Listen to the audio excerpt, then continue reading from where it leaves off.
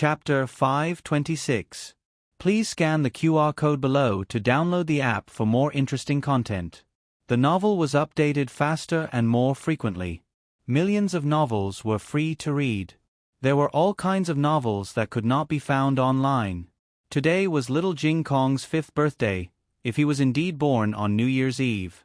It was already very brave of a 5-year-old child to have such intentions.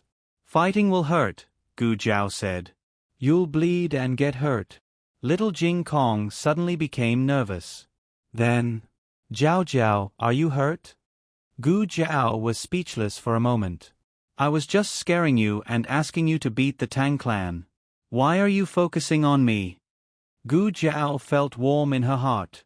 It was a feeling that she had never experienced in her previous life, but she felt a lot more after coming here. Gu Jiao touched his little head and shook her head with a smile in his helpless eyes. "I'm not hurt." Phew, little Jing Kong heaved a long sigh of relief. After that, he patted his little chest and said like a little man, "I'm not afraid of pain, injury, or bleeding." He was afraid that he would not Jiao Jiao. He lowered his head and twirled his little fingers. Little Jing Kong grew up in the temple. The abbot, his master, and his senior brothers were all very good to him, but some things could not be made up in the temple. The gaps in his life were filled by Gu Jiao bit by bit. Gu Jiao could never imagine how important she was to him. The corners of Gu Jiao's lips curled up.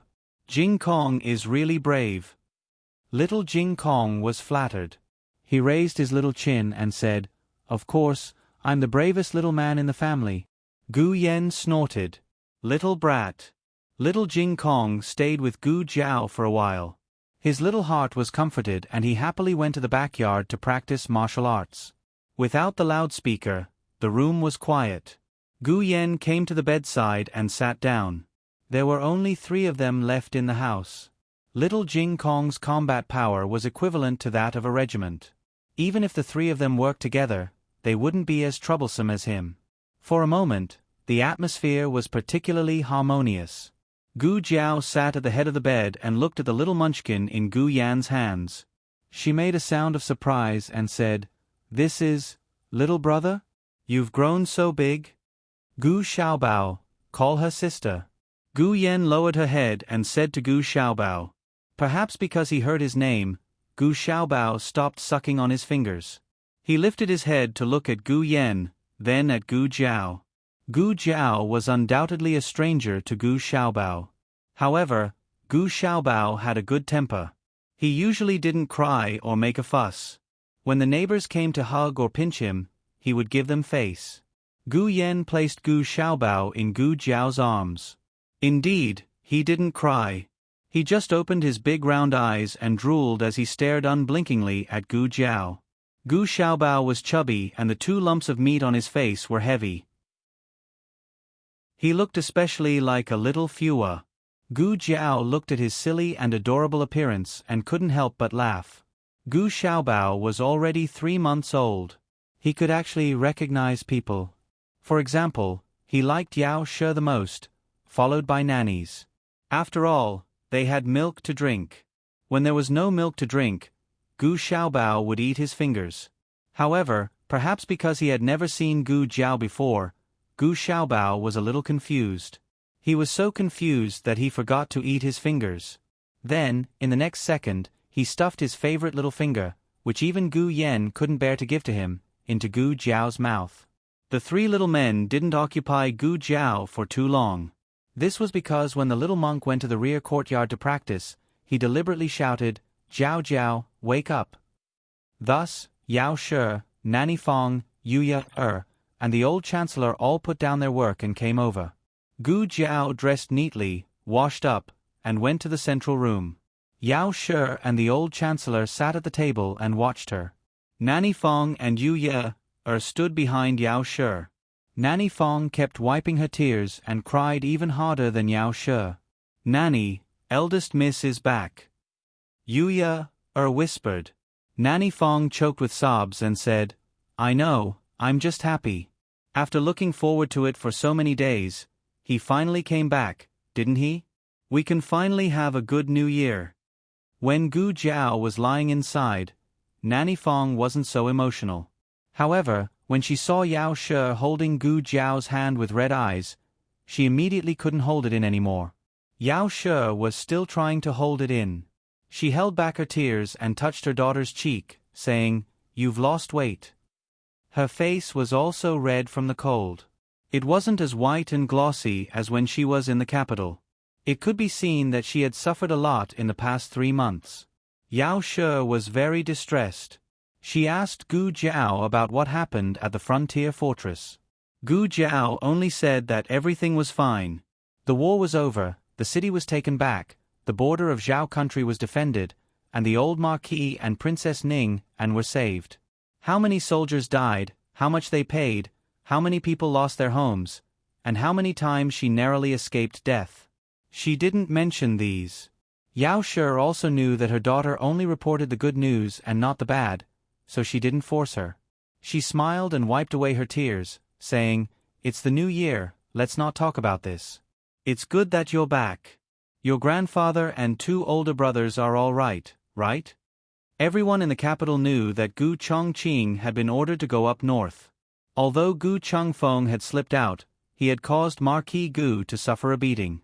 When Marquis Gu looked back, he knew that this fellow had gone up north to find the old Marquis.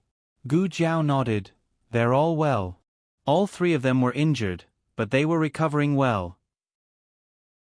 Gu Chengfeng was the most resistant to beatings and was the first to recover. Gu Chongqing's injury was also not a big problem. Now, only the old Marquis still needed to recuperate. After returning to the capital, he would do rehabilitation with Tang Yushan. Yao Shi looked at Gu Xiaobao, who was being shaken back and forth by Gu Yan. She gently said to Gu Jiao, "When your grandfather comes back, let's go to the residence to see him." And he was a sworn brother, so he had to visit him. Yao Shi and her daughter had endless things to talk about. Until Gu Xiaobao was hungry, she then carried Gu Xiaobao to feed him. The old chancellor also asked about the situation at the frontier. He was not as easy to fool as those at home. He was once exiled to the frontier for 5 years because of Zhuang Jin's, so he knew how hard it was at the frontier. "Sigh, it's been hard on you." The old chancellor sighed. "You don't know how much Ah Hing misses you. He comes to the palace every 2 to 3 days. The officials think he can't wait to climb up the ranks. In fact, it's all to inquire about the news at the frontier." Xiao Hang just came out of the study and happened to hear the old chancellor's words. Gu Jiao also happened to look at him. He didn't know whether to advance or retreat. He cleared his throat and said, "I'm concerned about the military situation." Gu Jiao, "Oh."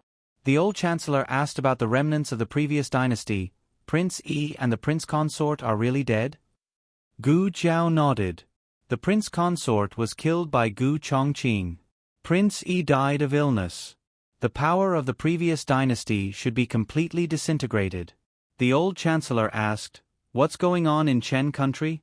How did Yuan Tang escape from the capital and surrendered to the Gu army? Their military strength is above the Gu army. There's no need for them to surrender without a fight, right? Could it be a conspiracy?"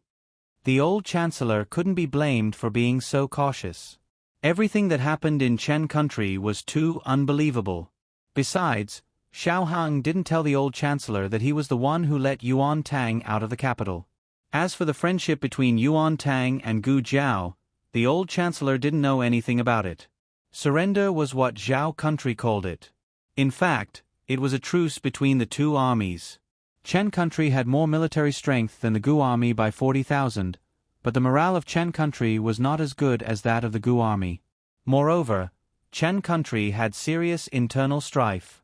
The war caused the national treasury to be in deficit. They couldn't afford it.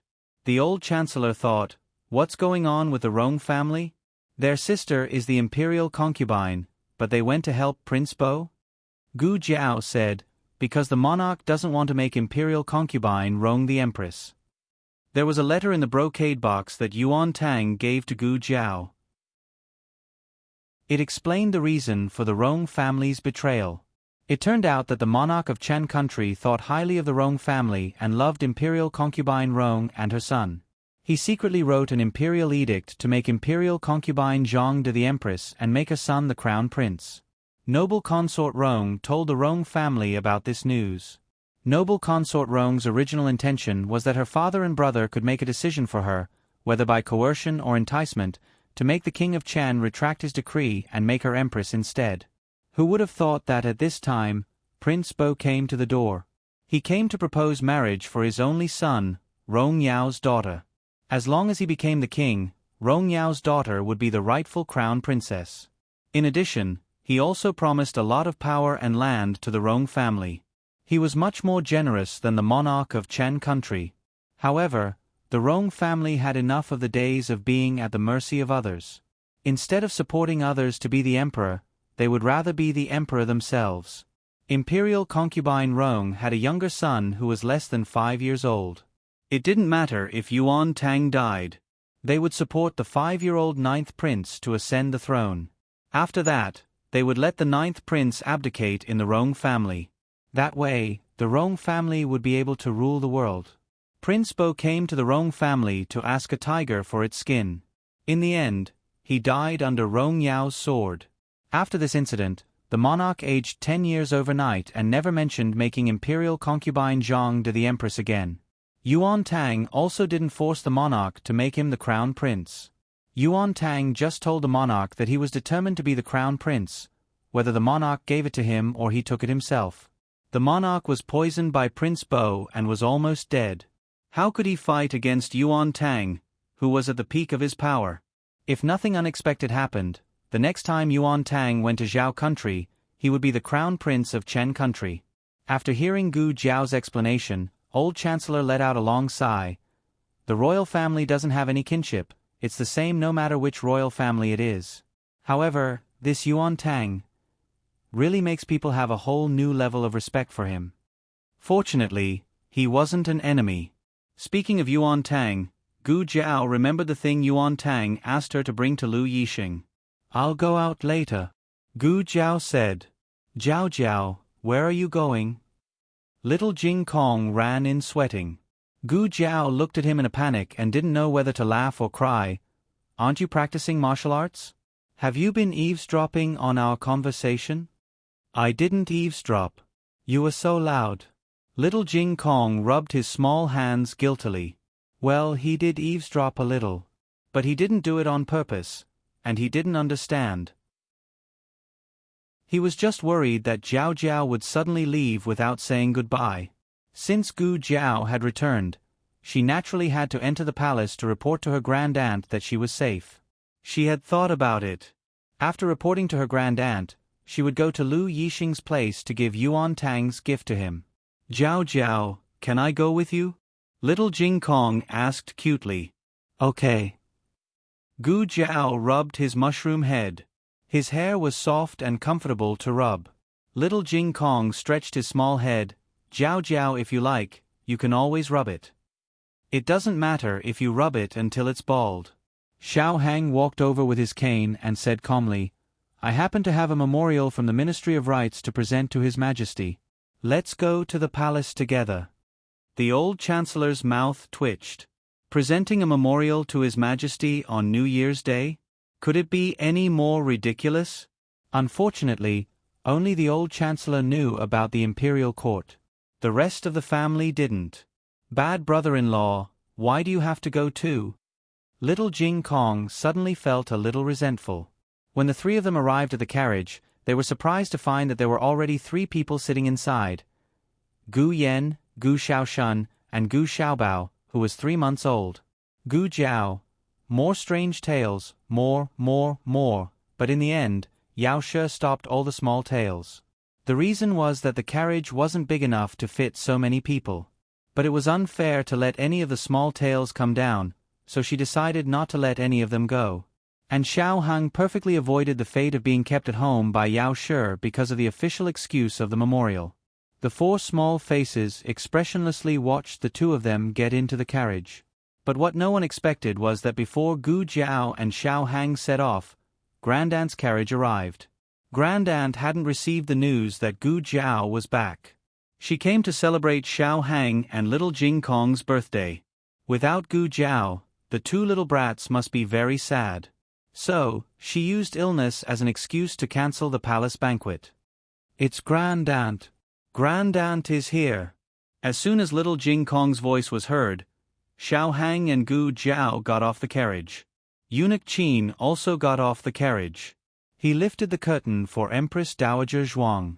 Empress Dowager Zhuang bowed and walked out.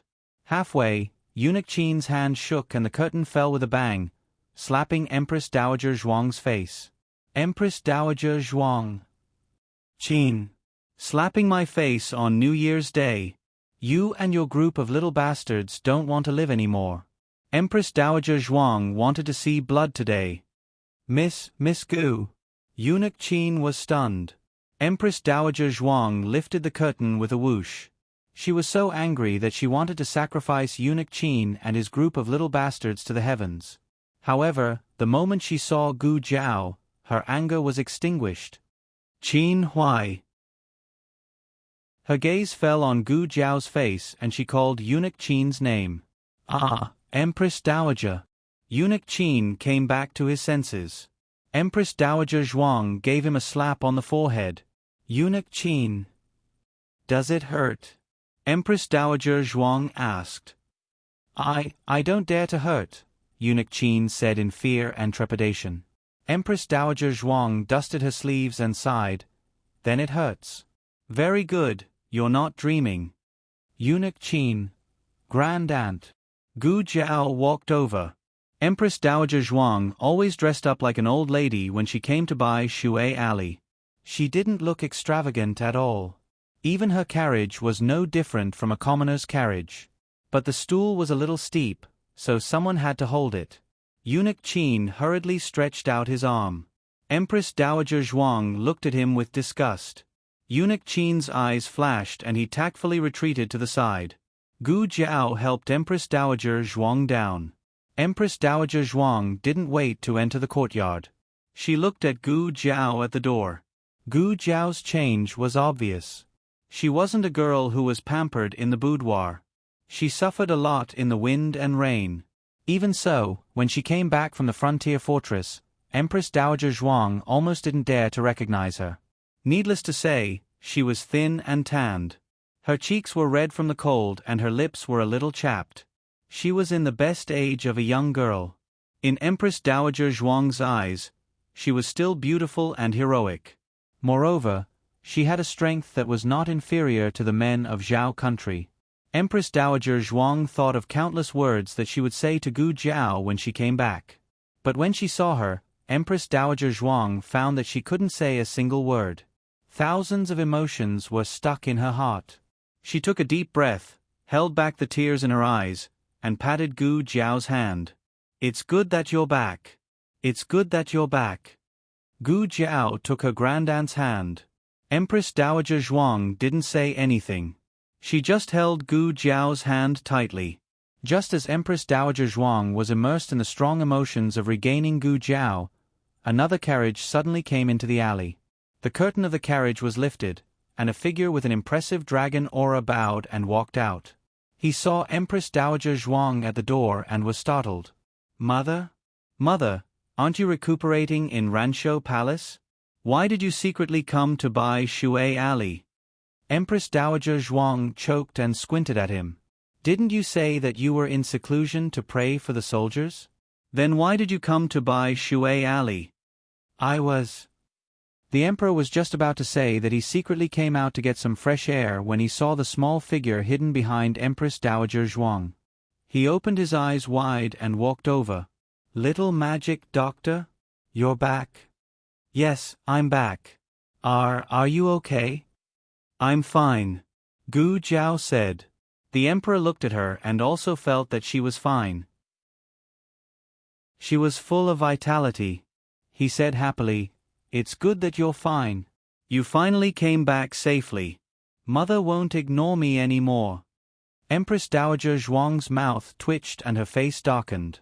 She didn't realize that blaming you for taking Jiao Jiao to the frontier was just an excuse. I just simply didn't want to talk to you. The emperor didn't receive any disdain from his mother at all. He was very happy.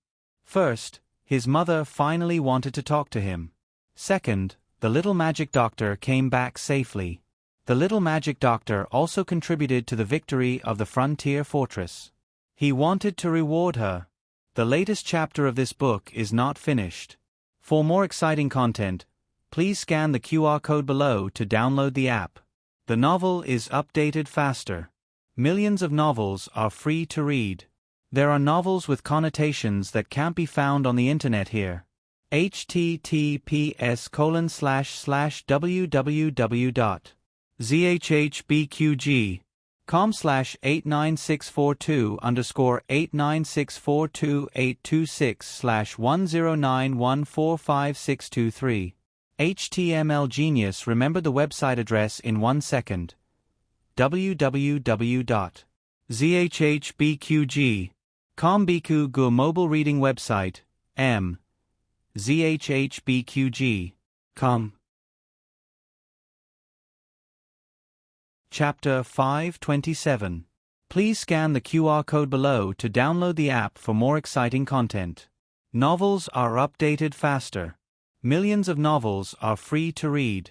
Novels with content that can't be found on the internet are available here.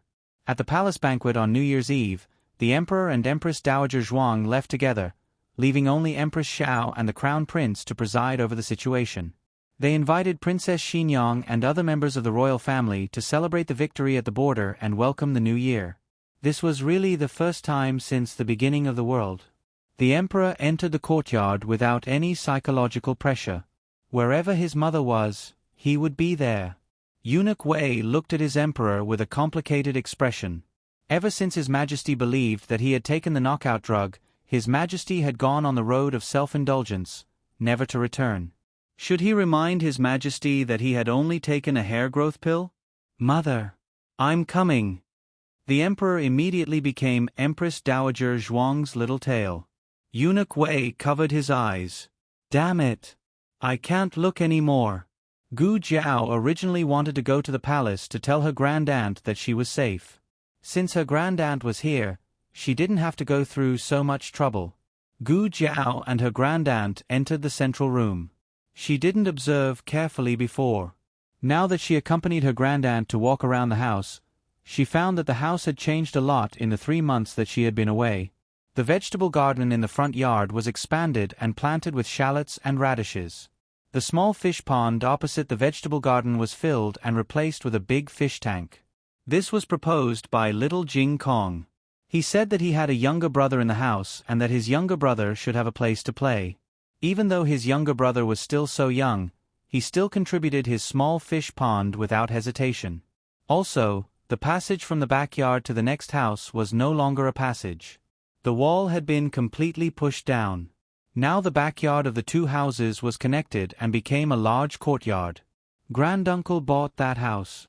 Seeing Gu Jiao look at the connected courtyard in astonishment, Xiao Hang whispered to her. It's not cheap. Gu Jiao murmured. Xiao Heng nodded. Yes, it cost 1,000 taels.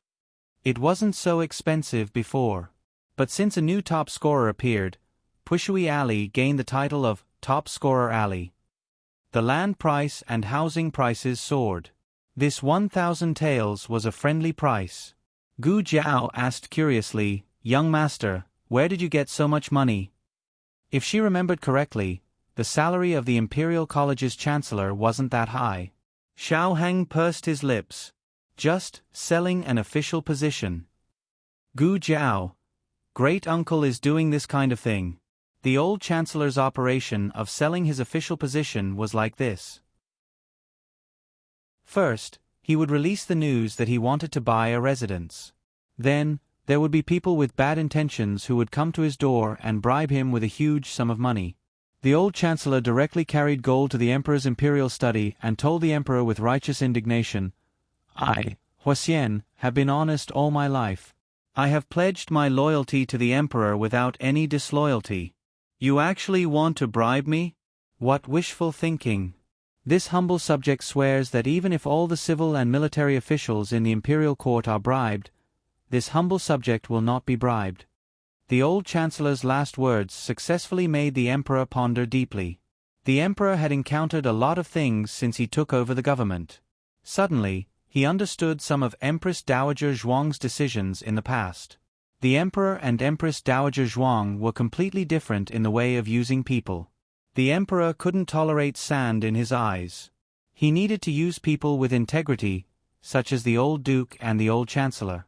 Only Marquis Xianping was a bit dissolute, but he never violated the law and ethics. Empress Dowager Zhuang was more open-minded.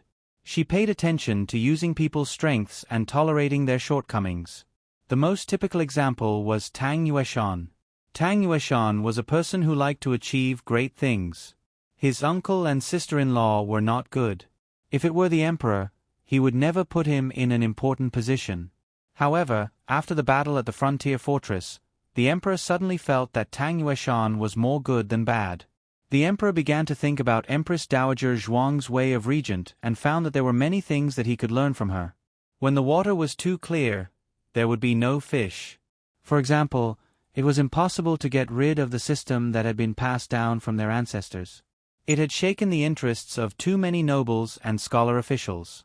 However, Empress Mother had used a 6-part assessment system to easily solve the problem. Although there would still be officials, it would reduce the mediocre qualifications of the officials and the length of time they would be in office. This was a perfect balance. The emperor felt that the matter of buying officials would exist no matter what. The old chancellor refused, but it was hard to guarantee that the other party wouldn't find another one. Instead of finding an unknown official, it was better to have the old chancellor agree. This way, at least he would know which officials were bought. Everything would be under his control.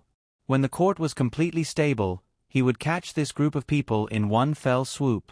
Therefore, with the emperor's permission, the old chancellor openly accepted bribes and bought the big house next to the top scholar's house. Empress Dowager Zhuang and the emperor sat down in the central room. Both of them had many things to say to Gu Jiao. The old chancellor quietly went to the kitchen to make brown sugar glutinous rice cake. Xiao Heng planned to help his teacher, but he was mercilessly rejected by the old chancellor. Did he not know how good his cooking skills were? Heng, come and help put up the couplets, Yao Shi said with a smile. Okay. Xiao Heng walked out, carrying a bucket of paste. He brought a few young men from the family to put up the couplets at the door. Empress Dowager Zhuang did not bring up the matter of the battlefield. Those matters could be brought up after the new year. She talked about the matters in the village. The eunuchs and guards she sent to Qin Quan village saw Xue Ningxiang. The matter of Zhou Er Zhuang and Head Li asking to marry Xue Ningxiang at the same time caused a huge commotion in the surrounding villages. Xue Ningxiang was a young widow. Many people in the countryside looked down on her, but there were some with bad intentions who wanted to taint her. Originally, when Gu Jiao's family and Mother Zhou were all present, those vile people could still restrain themselves. Later on, Gu Jiao's family left. Mother Zhou passed away. Gu Yan's 2 hidden guards also returned to the capital. Xue Ningxiang's situation became difficult. There was once when she was sleeping in the middle of the night. A ruffian from the neighboring village actually climbed over the wall and entered her room. He pressed her down on the bed and bullied her. It was only when Guohua woke up and cried too loudly that the villagers came that the ruffian did not succeed. There was no way to hide news in the countryside. What happened in the night spread throughout the village the next day. That ruffian was called Li Dezhu. His wife went to Xue Ningxiang's house the next day and had a big argument. She cursed Xue Ningxiang as a fox spirit, a lowly hussy, a little whore. She stripped naked in the sorghum field and seduced her man. She even told her man to go find her in the middle of the night. Xue Ningxiang went from being a victim to a fox spirit who seduced people. It was hard to explain. There were many similar incidents. Xue Ningxiang never mentioned it in the letter. If Empress Dowager Zhuang's people didn't go to the countryside, they wouldn't know that Xue Ningxiang had suffered so many grievances. Luo Li was protecting Xue Ningxiang. But the more he protected her, the more gossip there was. In the end, he, as Li Zhang, became an outsider. After Dean Li learned of this matter, he wanted to bring Xue Ningxiang to town. At this time, Zhou Erzwang came back. It was unknown how the matter became known to everyone. In short, the whole village knew that Xue Ningxiang was fancied by their brother-in-law and the dean of Qianxiang Academy. To be exact, they believed that Xue Ningxiang had seduced them. Xue Ningxiang was scolded miserably. Her maternal family, who was 100 li away, also received the news. They came to catch Xue Ningxiang and scolded her. Sometimes, human nature was like this. After seeing Xue Ningxiang struggle in the mire, they didn't want to see her climb out of it. In many people's eyes, a widow who cursed her husband to death should be spurned by others. What right did she have to live a life above others? Of course, there was a way to solve all of this. People dared to scold a stone that blocked the road, but almost no one scolded the mountains in front of and behind the village. Empress Dowager Zhuang directly turned Xue Ningxiang into the tallest mountain in the village. My family's Empress Dowager wants to invite Lady Xue to the capital. As soon as the eunuch said this, the people in the surrounding villages directly knelt down. The highest official they knew was the county magistrate. What was the Empress Dowager? She was a bodhisattva, a Buddha, and the heavens. She was a powerful existence that could take the lives of their entire village with a single finger. No, she didn't even need to use a finger.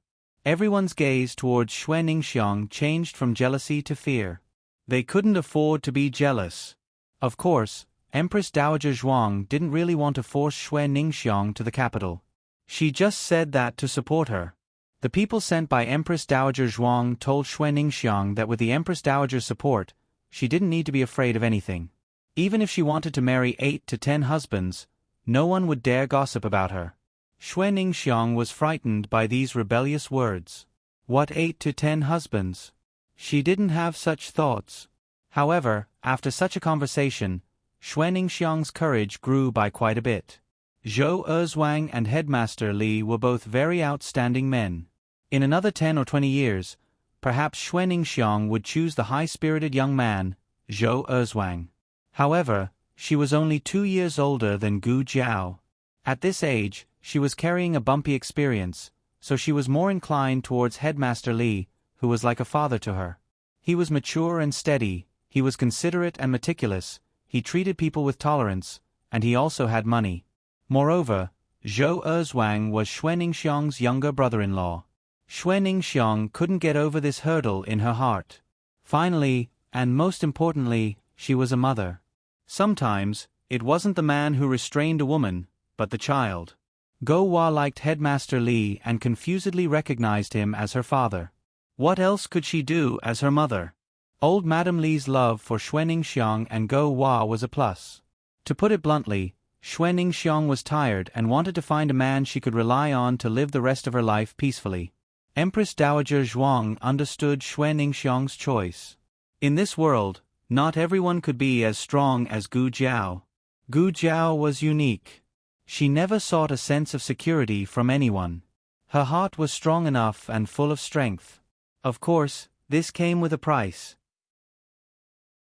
She wasn't born strong, but there were too many things that she needed to carry with her young shoulders. Jiao Jiao, she carried all of them. Xue Ningxiang didn't need to become the second Jiao Jiao. She could live her life comfortably. In addition, Xue Ningxiang wrote a letter to Gu Jiao. Empress Dowager Zhuang always kept it in her purse when she played cards. She gave the letter to Gu Jiao. This time, Xue Ningxiang didn't report the good news or the bad news. After all, Empress Dowager Zhuang's people already knew everything. There was no point in hiding it. In the letter, she asked about the Empress Dowager's situation. Why did the Empress Dowager know her? Was it because Xiao Lulang, the new top scorer, was doing too well in the capital? Or was it because Gu Jiao and the Marquis's mansion that the Empress Dowager's people were alarmed? Xue Ningxiang thought that she didn't have that much face. Could it be that the old lady with leprosy is the Empress Dowager? I don't have that luck. Then, didn't I cook for the Empress Dowager? The Empress Dowager also helped me look after my baby? It can't be. My ancestral grave doesn't emit smoke. Gu Jiao thought for a while and replied, Do you want to go back to your ancestral grave? Jiao Jiao, Jiao Jiao. Little Jing Kong ran over with a letter in his hand. He was originally pasting couplets. When he suddenly saw Gu Jiao reading the letter, he remembered that he also had a letter. Children were like this. Jiao Jiao, Brother Ming, sent me the second letter. Do you want to show it to me? Gu Jiao asked. A letter was a very private thing. Gu Jiao wouldn't casually open little Jing Kong's letter just because he was a child. But if he wanted to share it with her, Gu Jiao would gladly accept. Yes. I want to show it to you, Jiao Jiao. Little Jing Kong nodded. Gu Jiao opened the letter. It was full of greetings between children. Little Jing Kong mentioned some interesting things about his family and the Imperial College in the last letter, which successfully aroused Ming-er's interest in learning. Ming-er told little Jing Kong that he also went to the Imperial College to study. However, he was going to the martial arts class. The Imperial College of the Liang Kingdom was slightly different from that of the Zhao Kingdom. It was divided into civil and martial arts classes. It was probably because the Liang Kingdom's imperial examination not only included civil but also military examinations. When little Jing Kong read the letter for the first time, he didn't feel much. Now that he read it again with Gu Jiao, he suddenly felt very envious of Brother Ming-er. He also wanted to learn martial arts. He wanted to protect Jiao Jiao. Along with the second letter was the thank you gift about the music score of Reflection that Ming-er mentioned in the first letter. The letter was sent by Eagle, so it came quickly. The thank you gift was carried by horse carriages, so it took a long time. The thank you gift was prepared by Princess Yu and her husband. It was some specialties of the Liang Kingdom and more than a dozen children's toys. They were quite thoughtful. In addition, Princess Yu knew that little Jing Kong was talented and smart and was learning different languages. She specially selected 10 books that were only available in the Shangguan Kingdom, which were suitable for little Jing Kong's level. Xiao Hang made a plan for little Jing Kong. He read a little every day and improved a lot in the 3 Shangguan Kingdom subjects. In order to prove his improvement, little Jing Kong jumped off the chair and ran back to the room. He took his 3 Shangguan Kingdom poetry books and said, "Jiao Jiao, I'll recite them to you." He put his little hands behind his back and began to recite them while shaking his head. It was as if Gu Jiao could understand him. It was Gu Jiao's first time traveling. In the past, it was Xiao Hang who went out. Every time he came back, Xiao Hang could feel the changes at home. This time, it was Gu Jiao's turn to feel the changes. Gu Xiaobao had grown up, Gu Yan and Gu Xiaoshun had grown taller, little Jing Kong had grown hair, and he could recite many Shangguan Kingdom poetry books. This feeling was quite novel. Dinner was not ready so quickly, but the hot water was ready first. Yao Shi asked the children to bathe. Quickly finish bathing and wash your clothes. There's no need to wash clothes on the first day of the Lunar New Year, Yao Shi said. I'll go bathe first. Little Jing Kong turned into an obedient baby who loved bathing. He had forgotten how much he hated bathing during the 3 months when Gu Jiao was not around. Jiao Jiao, go bathe too, Yao Shi said gently to Gu Jiao. Okay, Gu Jiao agreed. The hot water was only enough for 2 people to bathe. The rest of them had to wait for the next batch. Brother-in-law, thank you. Please help me bathe. Little Jing Kong came to the door and said politely to Xiao Hang, who was pasting the couplets. Xiao Heng's mouth twitched. Heh, that's not what you said the last time. If I dare to catch you to bathe again, what are you going to do? Run away from home. Cough. Little Jing Kong cleared his throat, spread his hands, and said helplessly, Who hasn't been young and frivolous? Xiao Hang. Xiao Hang brought little Jing Kong to the west room to bathe. The charcoal fire in the west room was burning brightly, so it was not cold. Gu Jiao also went to bathe. She realized that there was a new wooden bucket at home. It was big and deep. When she sat down, her whole body could be submerged in the water. Phew! It was too comfortable. Her little toes bounced under the water. After bouncing for a while, she suddenly thought of something. She came back and scathed. Shouldn't her husband fulfill his promise to her? When Xiao Hang came out of the west room, he saw that Gu Jiao had finished bathing and washing her hair. She was sitting warmly in the central room. Xiao Hang was slightly surprised. So fast. Little Jing Kong was still playing with water in the wooden bucket. The water was a little cold, so he went to the kitchen to get some hot water for little Jing Kong. Gu Jiao looked at him with her eyes wide open. Empress Dowager Zhuang went to the kitchen to eat brown sugar glutinous rice cake, and the emperor followed her. Only Gu Jiao was left in the central room. The sky was a little dark, but Gu Jiao's eyes were so bright that it was impossible to ignore them. "Why are you looking at me like that?" Xiao Heng asked. "I'm not hurt," Gu Jiao said. "Yes, I know." Xiao Heng nodded. After saying that, he realized something. He was startled, his eyelashes trembled, and his cheeks began to heat up. Gu Jiao looked at him with her hands on her cheeks. It was an expectant look. Digression. Can I ask for a wave of monthly votes? The latest chapter of this book is not finished yet. For more exciting content, please scan the QR code below to download the app. The novel will be updated more quickly. Millions of novels can be read for free. There are all kinds of novels that can't be found on the internet here. https://www.zhbqg.com/89642_826/1091233694. HTML Genius remembered the website address in 1 second. www.zhbqg.com Biku mobile reading website, zhbqg.com.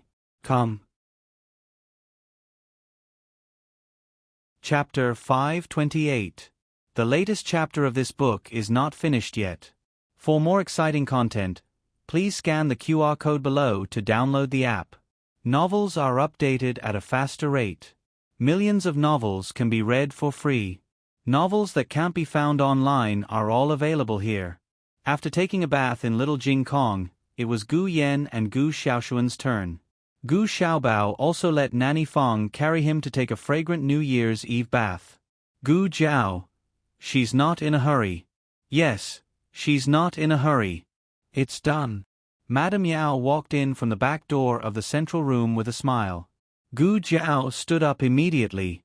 Xiao Hang, who was pasting couplets in the eastern room, choked. Madame Yao smiled and said, "The New Year's Eve dinner is ready. Let's eat first." Gu Jiao. Oh. Xiao Hang let out a sigh. This kind of thing was embarrassing. He agreed so quickly because the atmosphere was so warm. He couldn't just refuse such a small request when she was about to go to war. It was quite embarrassing when he thought about it. Moreover, he didn't expect that someone would really take this kind of thing to heart. She couldn't forget it even after thinking about it for 3 months. This was too. Xiao Hang cleared his throat and glanced at Gu Jiao from the corner of his eyes. Gu Jiao had been looking at him the whole time. She was caught red-handed by him. However, Gu Jiao didn't look away guiltily. Instead, she smiled at him. Xiao Heng. It seemed that he really couldn't be a human tonight. Although he was the one being stared at, it wasn't that he didn't want to. Therefore, strictly speaking, he took advantage of her. Xiao Hang. Ah, Xiao Hang, you're only 19, but you want to be a beast. There were many people in the house, so they had to put together 2 tables to sit down. The New Year's Eve dinner was very sumptuous. There were cured meat and sausages from their own house, fried meatballs and eggplant from the neighbors, and a slaughtered chicken. It wasn't their own, but it was bought from the market. However, it still scared the chickens at home for a while. Other than that, the old chancellor also made braised small yellow croaker, mushroom duck soup, smoked bamboo shoot slices. Of course, Little Jing Kong's vegetarian dishes and steamed eggs with shrimp were also included. As New Year's Eve was also the birthday of Xiao Hang and Little Jing Kong, the old chancellor had specially cooked 2 bowls of longevity noodles, 1 big and 1 small, for the 2 of them. Just a day ago, this family was still worried. Only after Gu Jiao returned did they finally have the feeling of a New Year's reunion. It was not the first time the emperor had eaten at Jadewater Lane, but it was the first time he had eaten New Year's Eve dinner. He looked at the dishes on the table that were not even worth mentioning compared to the palace banquet. He did not know if it was because the dishes were too shabby, but he actually felt a little sour in his nose after eating. He suddenly remembered the time when his mother was in the cold palace. It was also New Year's Eve when he and Ning and climbed over the wall to find his mother. At that time, he saw his mother sitting alone in the cold, dilapidated room. There wasn't even a decent pot of silver charcoal. He took out the pastries and chicken legs that he had stolen with great difficulty and handed them to his mother. Unexpectedly, the pastries were crushed, and the chicken legs fell to the ground.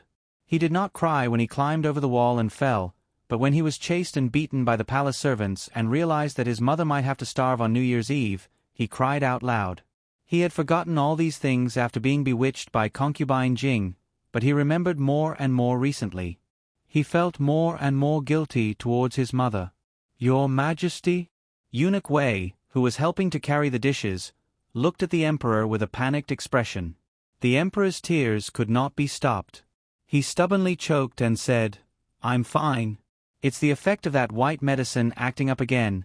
Eunuch Wei, everyone, after eating the New Year's Eve dinner, the emperor remembered many things from his childhood.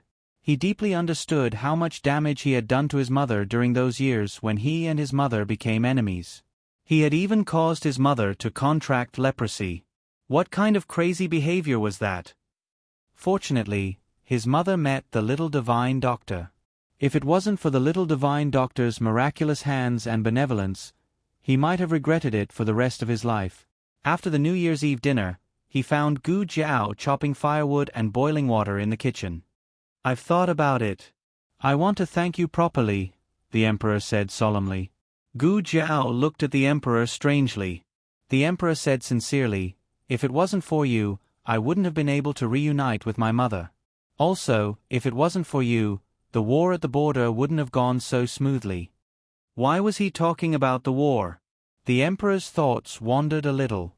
From Gu Jiao's kindness to Empress Dowager Zhuang, he thought of Gu Jiao's various actions at the border. "I've heard about what happened at the border. In order to save your grandfather, you and Gu Changfeng went deep into the remnants of the previous dynasty. In the end, you were chased by the previous dynasty's army and almost died to the emperor's son-in-law's arrow.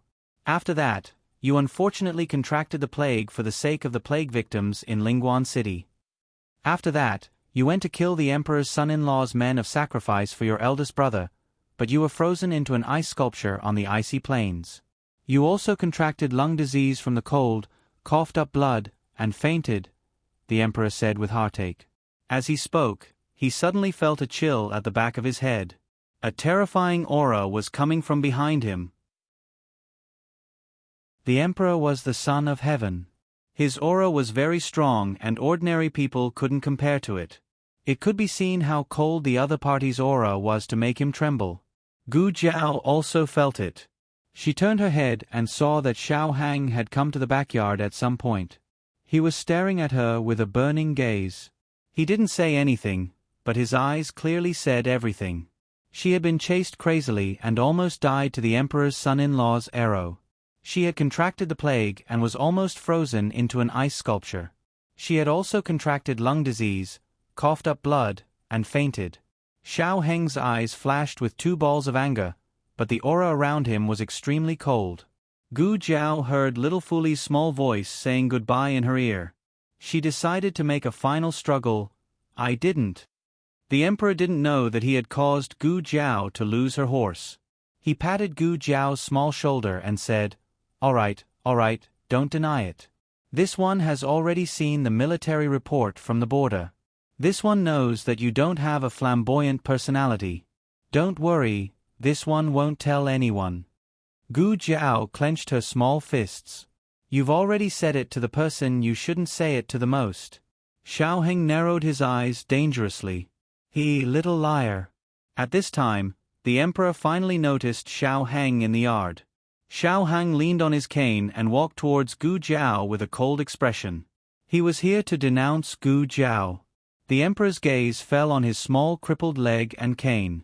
He asked with a strange voice, Didn't you say that your leg has already recovered? Why are you still using this?"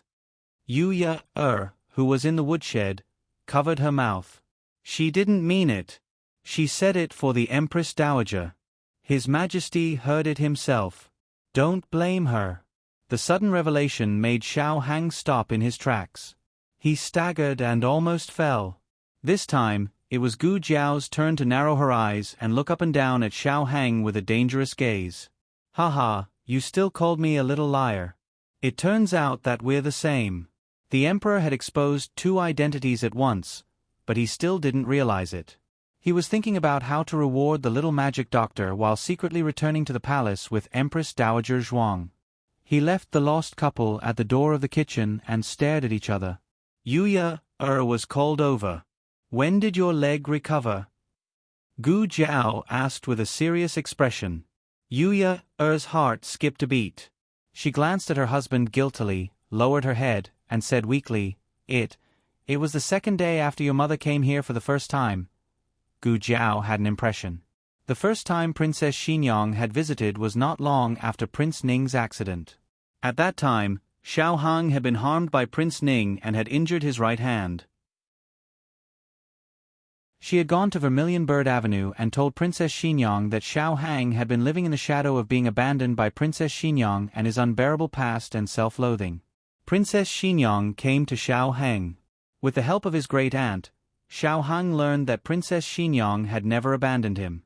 The mother and son's worries were solved. So, after his heart disease was cured, his leg was no longer crippled? But when he went to Hanlin Academy for duty the next day, it was clearly not like that. "By the way, how's your hand? Does it still hurt? Can you write? It doesn't seem very good. I don't have much strength. Is my hand like my leg? Does it need?" At that time, he had sighed and wanted to say something but stopped himself. He really looked like a little cripple who could no longer walk. She comforted him and told him to strengthen his rehabilitation and massage more. He would definitely recover. Then, she massaged him the entire way.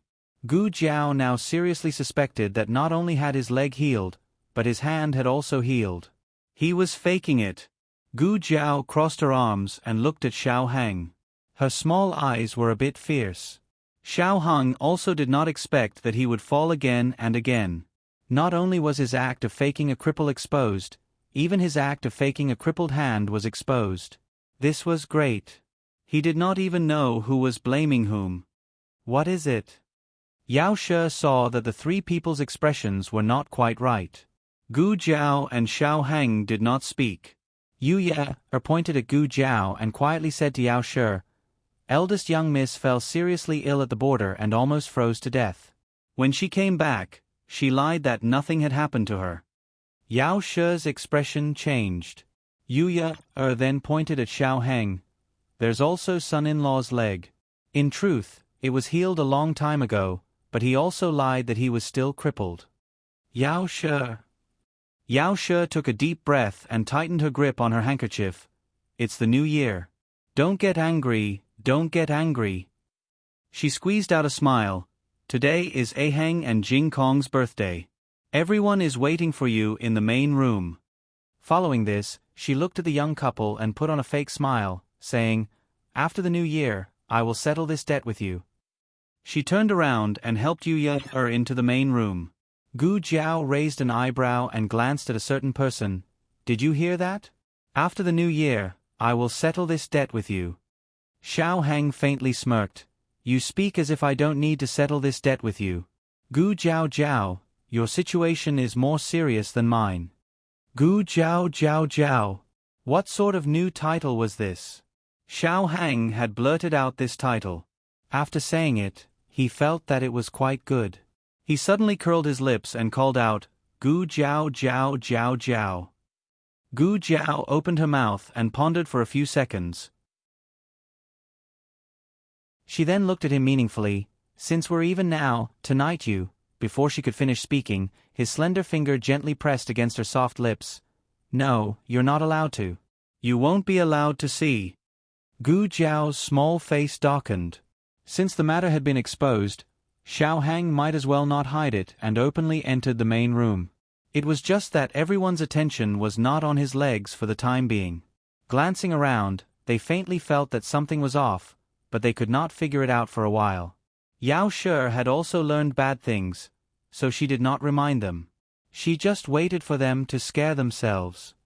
Brother-in-law, sit. Gu Xiaoshun had Xiao Hang sit. Xiao Hang and little Jing Kong were the birthday stars, and they sat next to each other on a bench. In fact, they did not have the habit of celebrating their birthday. It was little Jing Kong who celebrated his birthday every year. Thanks to him, everyone in the family had started celebrating their birthday. The only thing they missed was Gu Jiao and Gu Yan's birthday.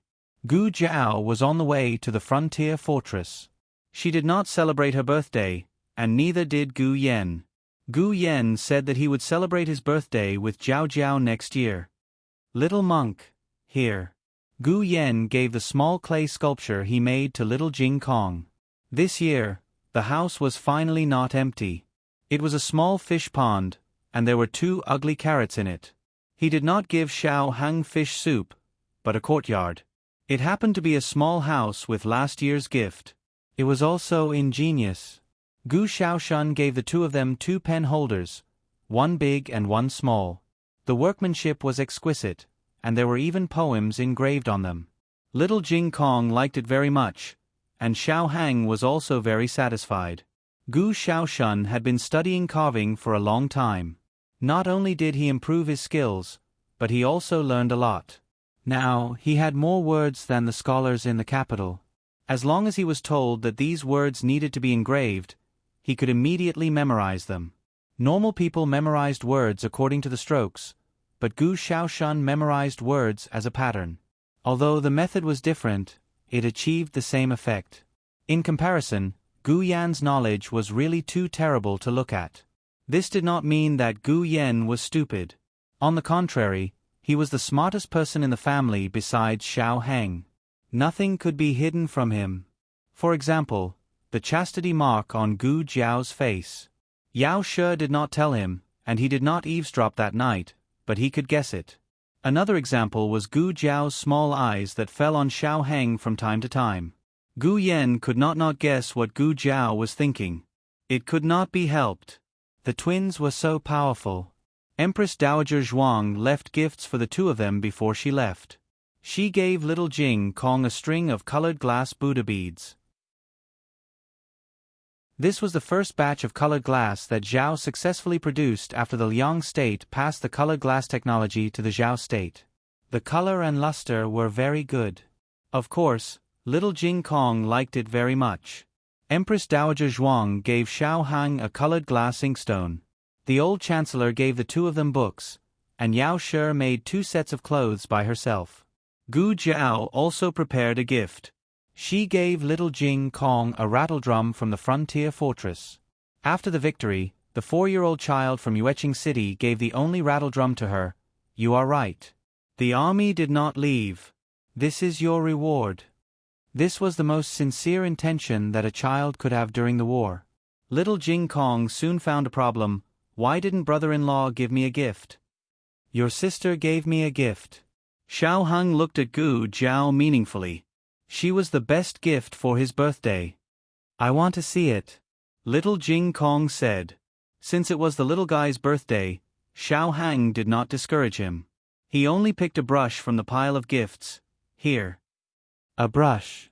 Little Jing Kong shook his little rattledrum. My gift is still the best. Jiao Jiao likes me the most. They went to the backyard to light firecrackers. Brother-in-law. Gu Yan suddenly came to Xiao Hang and said mysteriously, Come here. I have something good to show you. Xiao Hang followed Gu Yan to the central room. At this moment, everyone was watching little Jing Kong and Gu Xiaoshun light firecrackers in the backyard. The central room was deserted except for Gu Yan and Xiao Hang. Gu Yan sneakily took out a small porcelain bottle from his arms. It's freezing. It's freezing. What is this? Xiao Hang asked, puzzled. Wine. Gu Yan raised his eyebrows and said, It's not ordinary wine. It's a double brew, pear blossom brew and osmanthus brew. It took me a lot of effort to get it from my son-in-law. Why did you get it? Xiao Hang asked. Gu Yan said without changing his expression, I want to drink it. Brother-in-law, let's drink it together. Once you're drunk, Jiao Jiao will be able to do whatever she wants. Gu Yan was going all out for Jiao Jiao. You can't drink. Xiao Heng firmly objected. Gu Yan had a heart condition, and he was too young. He definitely couldn't drink alcohol. Gu Yan looked at him pleadingly. 1 cup is fine. Xiao Heng said, not even half a cup. Gu Yan pursed her lips. But I'm here to drink with you. I've never drunk wine in my life. I heard that this kind of wine doesn't make people drunk. Brother-in-law, let me have a taste of it.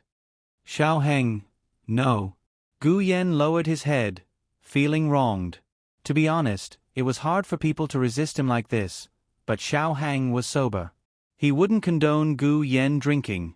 As if he could see Xiao Heng's unwavering determination, Gu Yan took a step back. Then, brother-in-law, why don't you try it for me and tell me what it tastes like? Okay. It was the new year, so Xiao Heng couldn't spoil the child's mood. When Gu Yan saw that he agreed, his eyes lit up again. He was as happy as a child. He personally took the wine glass and filled Xiao Heng's glass to the brim. He knew that his brother-in-law had a good tolerance for alcohol, but this kind of wine wasn't an ordinary double brew. He stole it from his son-in-law. 1 cup was enough to make him drunk. Get drunk. Brother-in-law. Xiao Heng took the glass.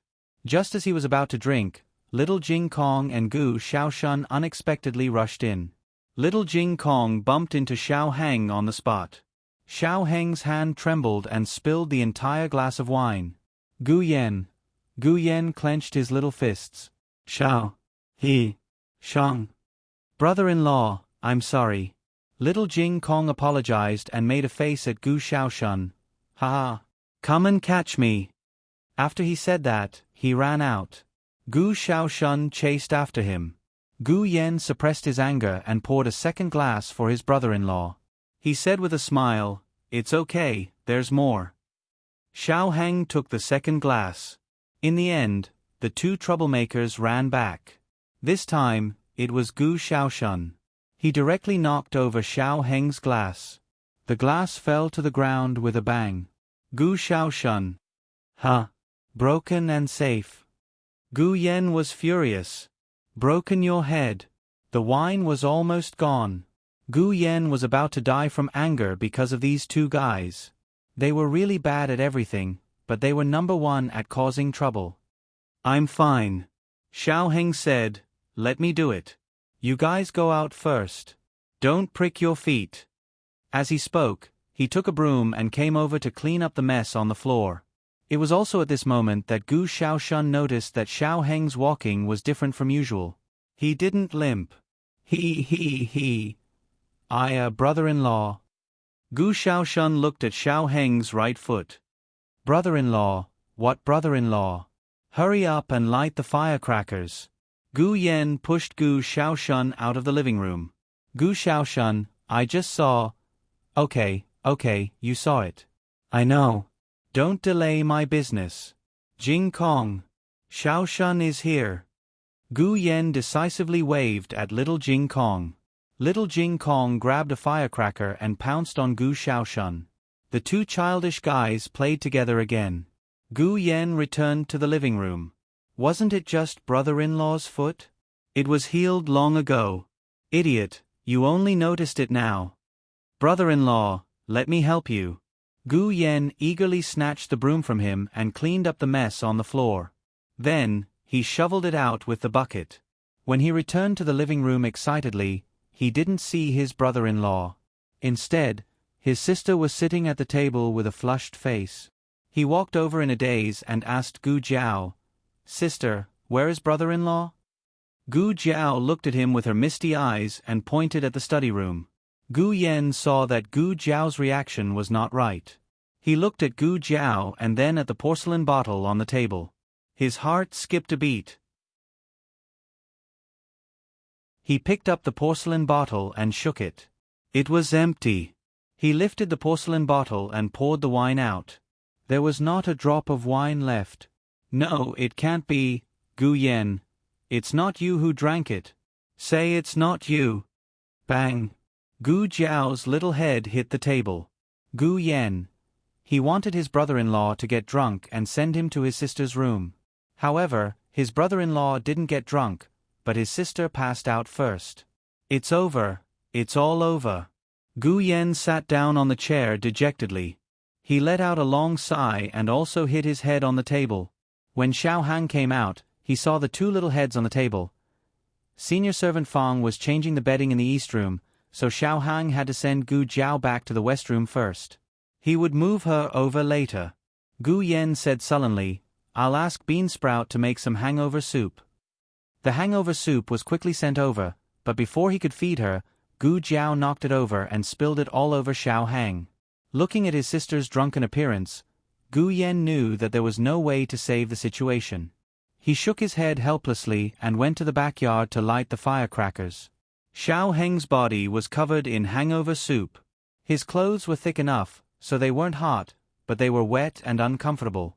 Moreover, when the cold wind blew, he would feel cold. He could only change his clothes first. He looked at Gu Jiao and said with amusement, "You're so drunk."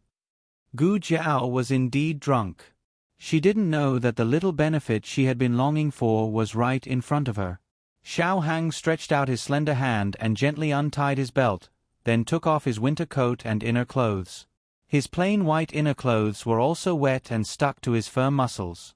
He slowly took them off, revealing his fair skin, exquisite collarbones, broad shoulders, tight chest, and smooth waist and abdomen, which were full of masculine strength. Gu Jiao suddenly woke up. She opened her eyes in a daze. Looking at a certain someone's firm muscles and attractive body, she couldn't help but whistle in her heart. Wow. Digression. Don't ask. If you ask, you've seen everything you need to see. The latest chapter of this book isn't finished yet.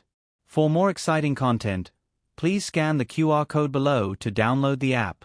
Novels are updated at a faster rate. Millions of novels are free to read. Novels with content that can't be found online are all available here.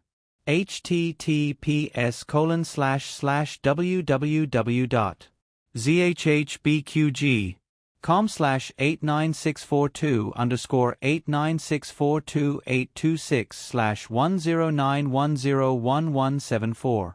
HTML Genius memorized the website's address in 1 second. www.zhbqg.com Biku Gu mobile reading website, zhbqg.com.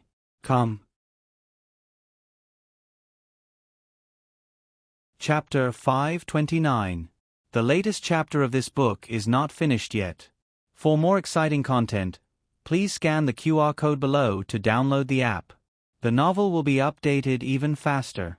Millions of novels will be read for free. There are all kinds of novels that can't be found online. Xiao Heng's shirt and pants were wet from the hangover soup, so he had no choice but to change out of them. When he finished changing and turned around, he subconsciously glanced at Gu Jiao, who was a drunken mess on the bed. Gu Jiao's sleeping posture was a bit... well, it was hard to explain. Her face was flushed, the quilt was kicked, and the pillow was crooked. She spread out her arms and legs and lay on the mattress with her head tilted to the side. "Young master, I've cleaned up." Outside the door, senior servant Fong said. "Okay, I know." Xiao Heng agreed. Xiao Hang came to the bedside and looked at Gu Jiao, who was sleeping in such a strange posture for the first time. He inexplicably felt strange in his heart. Then he looked at Gu Jiao's lips. Wait a minute. Is this girl drunk? Or is she dreaming? Why does it feel like she's drooling? Xiao Hang took out a handkerchief and gently wiped her clean. Why does it feel like this girl is smiling even in her dreams? Gu Jiao was drunk and couldn't stay up late, but the rest of the people played until midnight. Then, little Jing Kong and Gu Xiaoshun lit firecrackers. Not only their house, but the entire hutong was lit. Even so, Gu Jiao didn't wake up from her beautiful dream. Her husband is so beautiful and has such a good figure. It's the best I've ever seen in my 2 lifetimes. So good looking, so good looking. In her dreams, Gu Jiao hugged the small quilt and rolled around on the bed.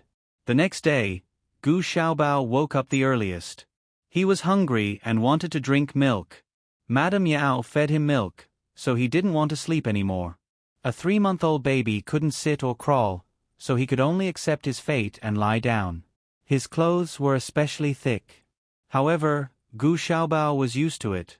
He did not cry and just licked his fingers, letting Yao Shi sleep a little longer.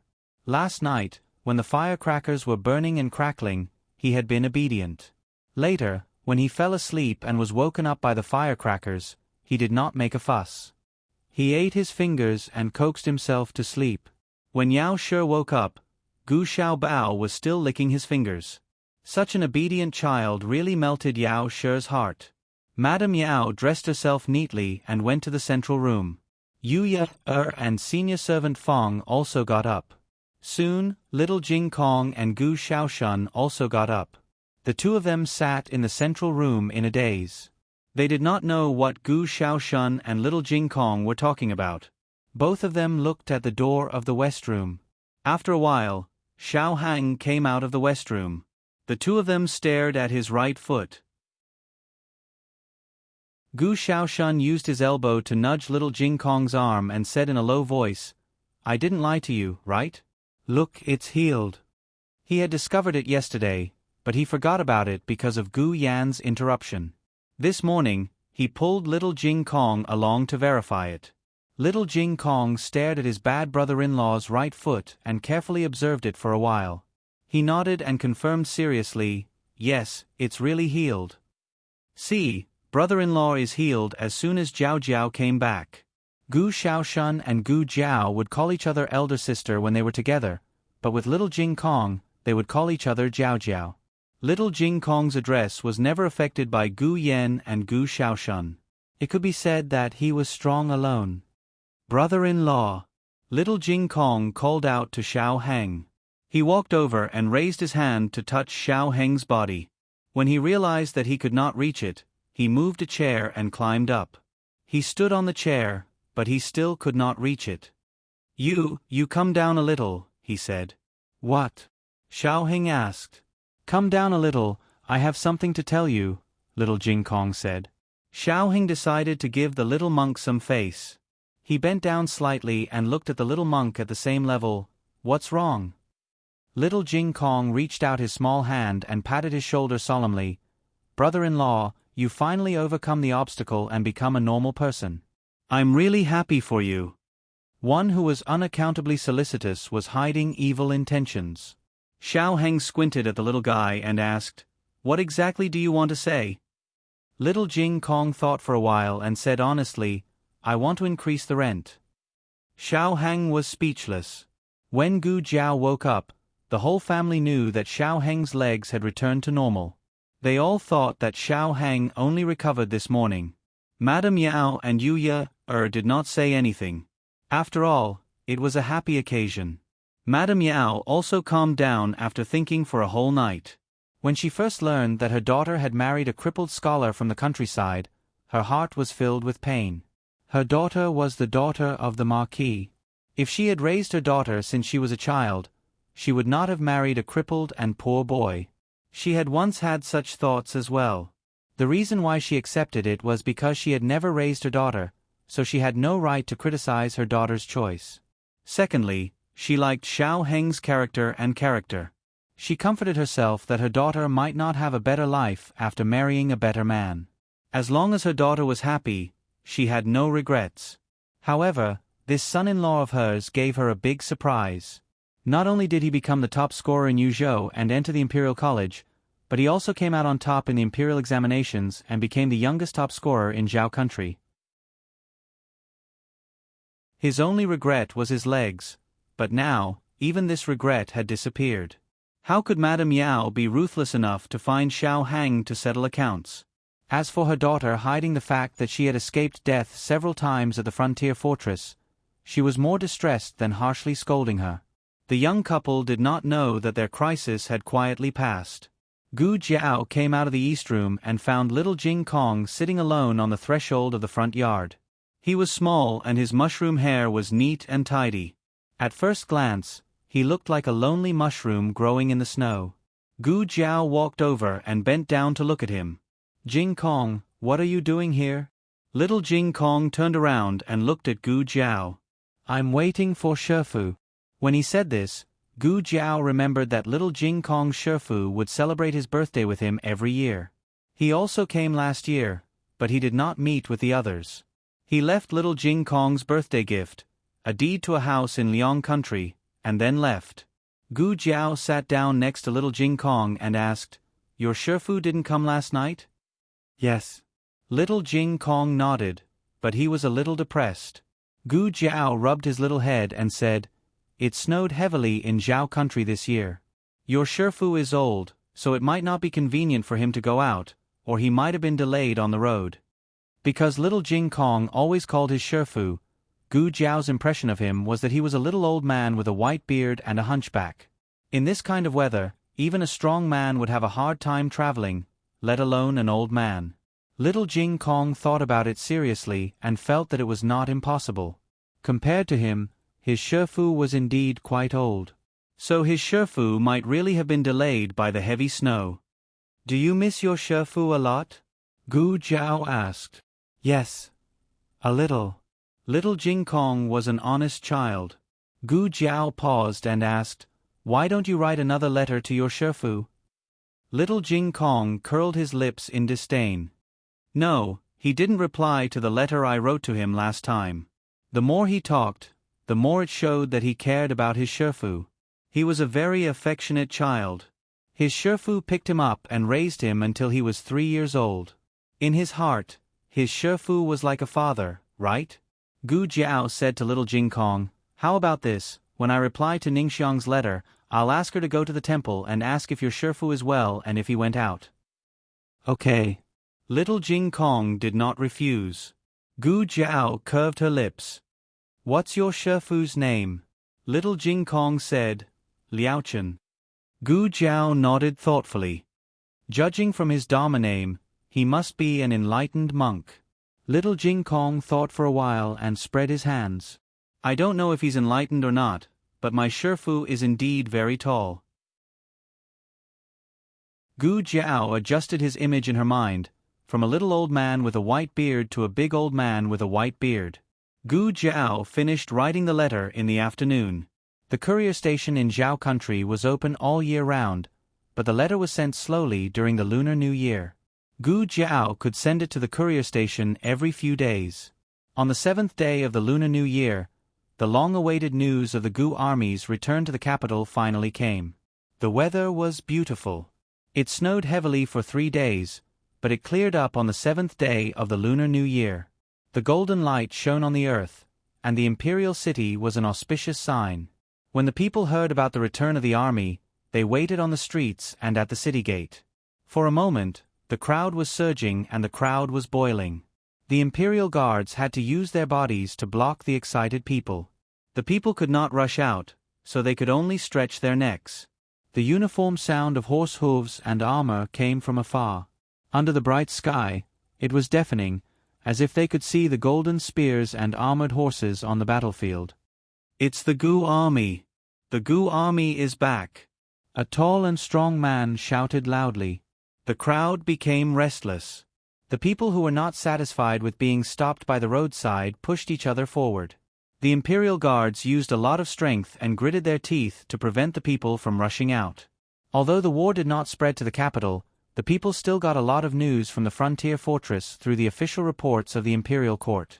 When they heard that the old duke and the princess of the imperial court had fallen into the hands of the enemy, they almost thought that the tragedy of Zhao country losing to Chen country 10 years ago and then sending Commandery Prince An as a hostage would happen again.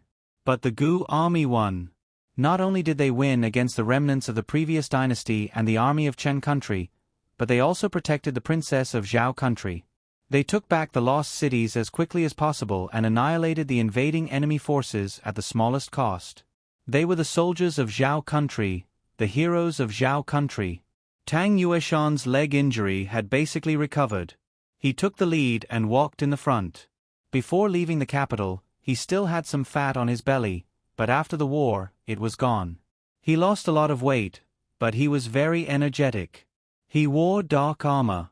He had a strong back and a bare waist. He had a powerful aura. Behind him was Gu Chongqing, who was also riding a horse. Gu Chongqing wore a silver armor that flashed with cold light. The white cloak behind the silver armor fluttered in the wind. He wore a helmet, and the iron visor of the helmet was lowered. The commoners could only see his eyes that were as cold as knives and his valiant figure. Who in the capital didn't know that the Ding and Marquis Shitzi was handsome and elegant? But when he was a military officer in the army, he was too unreasonable. So he gained the reputation of being a cold-faced Yama. But it was this cold-faced Yama that protected their Zhao country's mountains and rivers. The crowd burst into fierce cheers. I heard that Gu Shitzi is not married yet.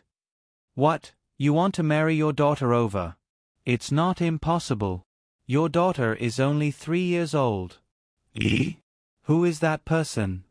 A young man pointed at the young man wearing silver armor behind Gu Chongqing. When did the Gu family army have such a young general? To be able to walk behind Gu Chongqing, it was reasonable to say that his position in the Gu family army was not low. But when the Gu family army left the city, they also came to see. The two commanders on the left and right as well as the generals were much older than Gu Chongqing. This young man was clearly younger than Gu Chongqing. Between his eyebrows was a bit immature. The people guessed for a while but couldn't guess who he was. In the end, an imperial guard in front of the people couldn't help but say, "It's Ding and Marquis Fu's second young master." Ding and Marquis Fu's second young master? Everyone was shocked. Didn't Ding and Marquis Fu only have one son who knew martial arts? The other young masters were all said to have never practiced martial arts. Even the youngest fourth young master was a sickly invalid. That person looks like Gu Chengfeng. At this time, a student from Qing He Academy recognized his classmate. Coincidentally, Gu Chenglin was standing right next to him. Knowing that grandfather and brothers were returning, he couldn't wait at home and came to the city gates to greet them. He knew that second brother had also gone to the frontier, but he didn't think that second brother would go to war.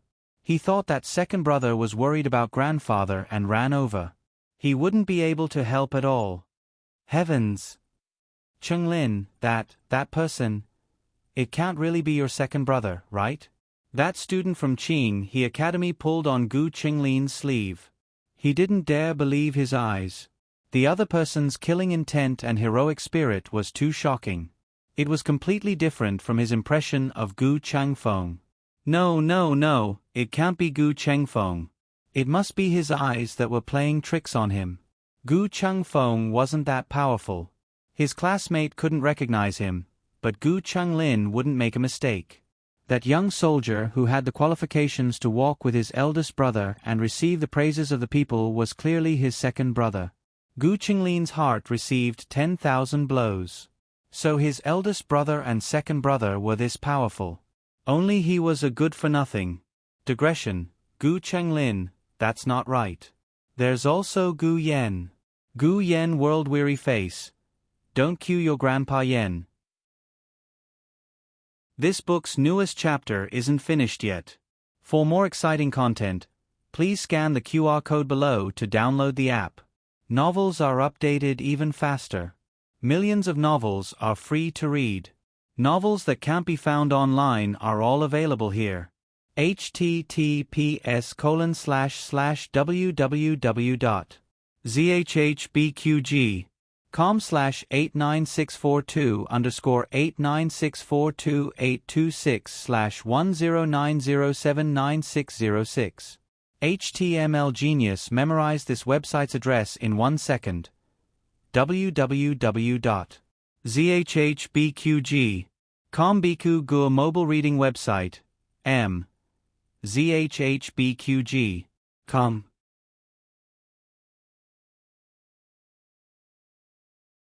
Chapter 530. The latest chapter of this book is not finished yet. For more exciting content, please scan the QR code below to download the app. Novels are updated faster and more frequently. Millions of novels are free to read. There are all kinds of novels that can't be found online. The Old Duke's Carriage and Princess Ning Anne's carriage returned with the 3 armies. The old Duke's limbs were broken. Even if Gu Jiao reconnected them, he wouldn't recover so quickly. He went straight to the duke's mansion after entering the capital. Gu Chongqing and Tang Yueshan escorted Princess Ning An's carriage into the palace. The emperor was very excited. Not only was he excited that the three armies had returned, but he was also excited that Princess Ning An, who had been separated from him for so many years, had finally returned to his side. The emperor first went to the imperial study to meet Tang Yueshan, Gu Chongqing, and the other generals. He generously praised their performance in this battle. When the court is held, I will reward all of you handsomely. Awarding meritorious officials was a big deal. It was related to the people's hearts and the prestige of the royal family and the Zhao kingdom. The imperial edict had to be announced in front of all the civil and military officials in the throne room. I dare not claim credit for myself. Tang Yueshan cupped his hands and said solemnly, I defeated Yi City and caused the imperial army to lose nearly 10,000 soldiers. I am guilty. Please punish me, your majesty. Then he lifted the hem of his robe and knelt down. The emperor walked around the desk and helped him up. General, you don't have to do this. Victory and defeat are common in war. Besides, it was an ambush set by the remnants of the previous dynasty. When we left the capital, no one expected the Qian kingdom's army to invade the northern border of the Zhao kingdom. If Marquis Xianping were here, this might have been over. But Marquis Xianping was thick-skinned and shameless. Tang Yueshan couldn't get over it. He couldn't accept his own defeat. He felt ashamed. The emperor had a headache. How could he punish him? Tang Yueshan did lose in Yi City, but it was 10,000 soldiers against 80,000 soldiers of the Qian kingdom. Who could win? The emperor wanted to scold Tang Yueshan. You are too conceited. Why do you think you can win against 80,000 soldiers? Do you think you are the Yan kingdom's war god, Shenyuanli? Even Marquis Xianping didn't dare to boast like that. However, the emperor could only think about these things in his heart. It was not appropriate for him to say it out loud. For the past few days, he had been pondering his mother's way of using people. He had figured out a lot of things. For example, Tang Yueshan's conceit seemed to him that he was not without merit. Tang Yueshan's conceit came with his actions, not his words. He would work hard for it, and he would be stricter with himself. Tang Yueshan was the reason why the archers of the Tang family were so famous in the Six Kingdoms, even on par with the archers of the Yan kingdom. There's no need to punish me. You've just made a great contribution. If I punish you now, wouldn't it chill the hearts of the soldiers and the people of the world? Tang Yueshan said bitterly, I'm ashamed to accept it. Please punish him, your majesty. Grand Marshal Tang, please don't make things difficult for his majesty, said Gu Chongqing indifferently. You're a meritorious minister, so his majesty punishing you is not a wise ruler. If you really blame yourself, why don't you go and receive your punishment yourself? I think Jiao Jiao's acupuncture punishment is pretty good. Tang Yueshan immediately shut his mouth. After leaving the palace, the two of them mounted their own horses. Gu Chongqing was about to leave when Tang Yueshan stopped him. You'd better clean up your mother's mess. Gu Chongqing frowned and looked at him. Tang Yueshan said, Your mother is a member of the Ling family. If she's a spy, haven't you considered the possibility that the Lings are spies as well? Gu Chongqing was silent for a moment and said, My grandfather has suspected this possibility, but he's been investigating the Lings all these years and hasn't found anything. All he knows is that my mother went missing when she was very young and was found a year later. Tang Yueshan asked suspiciously, You mean the Ling family's daughter had been replaced by someone else at that time? Someone with a similar appearance, your mother? Gu Chongqing nodded. Based on the evidence my grandfather has, this is the most reasonable possibility. Tang Yueshan pulled the reins. I advise you to keep a close eye on the Lings. It's better to be safe than sorry. Now that I know your secret, I'm half your accomplice. Don't drag me down with you. Gu Chongqing said calmly, If that day comes, just pretend you don't know. Tang Yueshan laughed. Who can guarantee that you won't expose me? Gu Chongqing did not bother with him anymore and left on his horse. Tang Yueshan shook his head. Young man, you have a bad temper. At this moment, a few palace servants were carrying shopping bags back to the palace and accidentally bumped into Tang Yueshan's horse. The horse neighed in fright. Tang Yueshan flew into a rage. Are you blind? Do you have a death wish?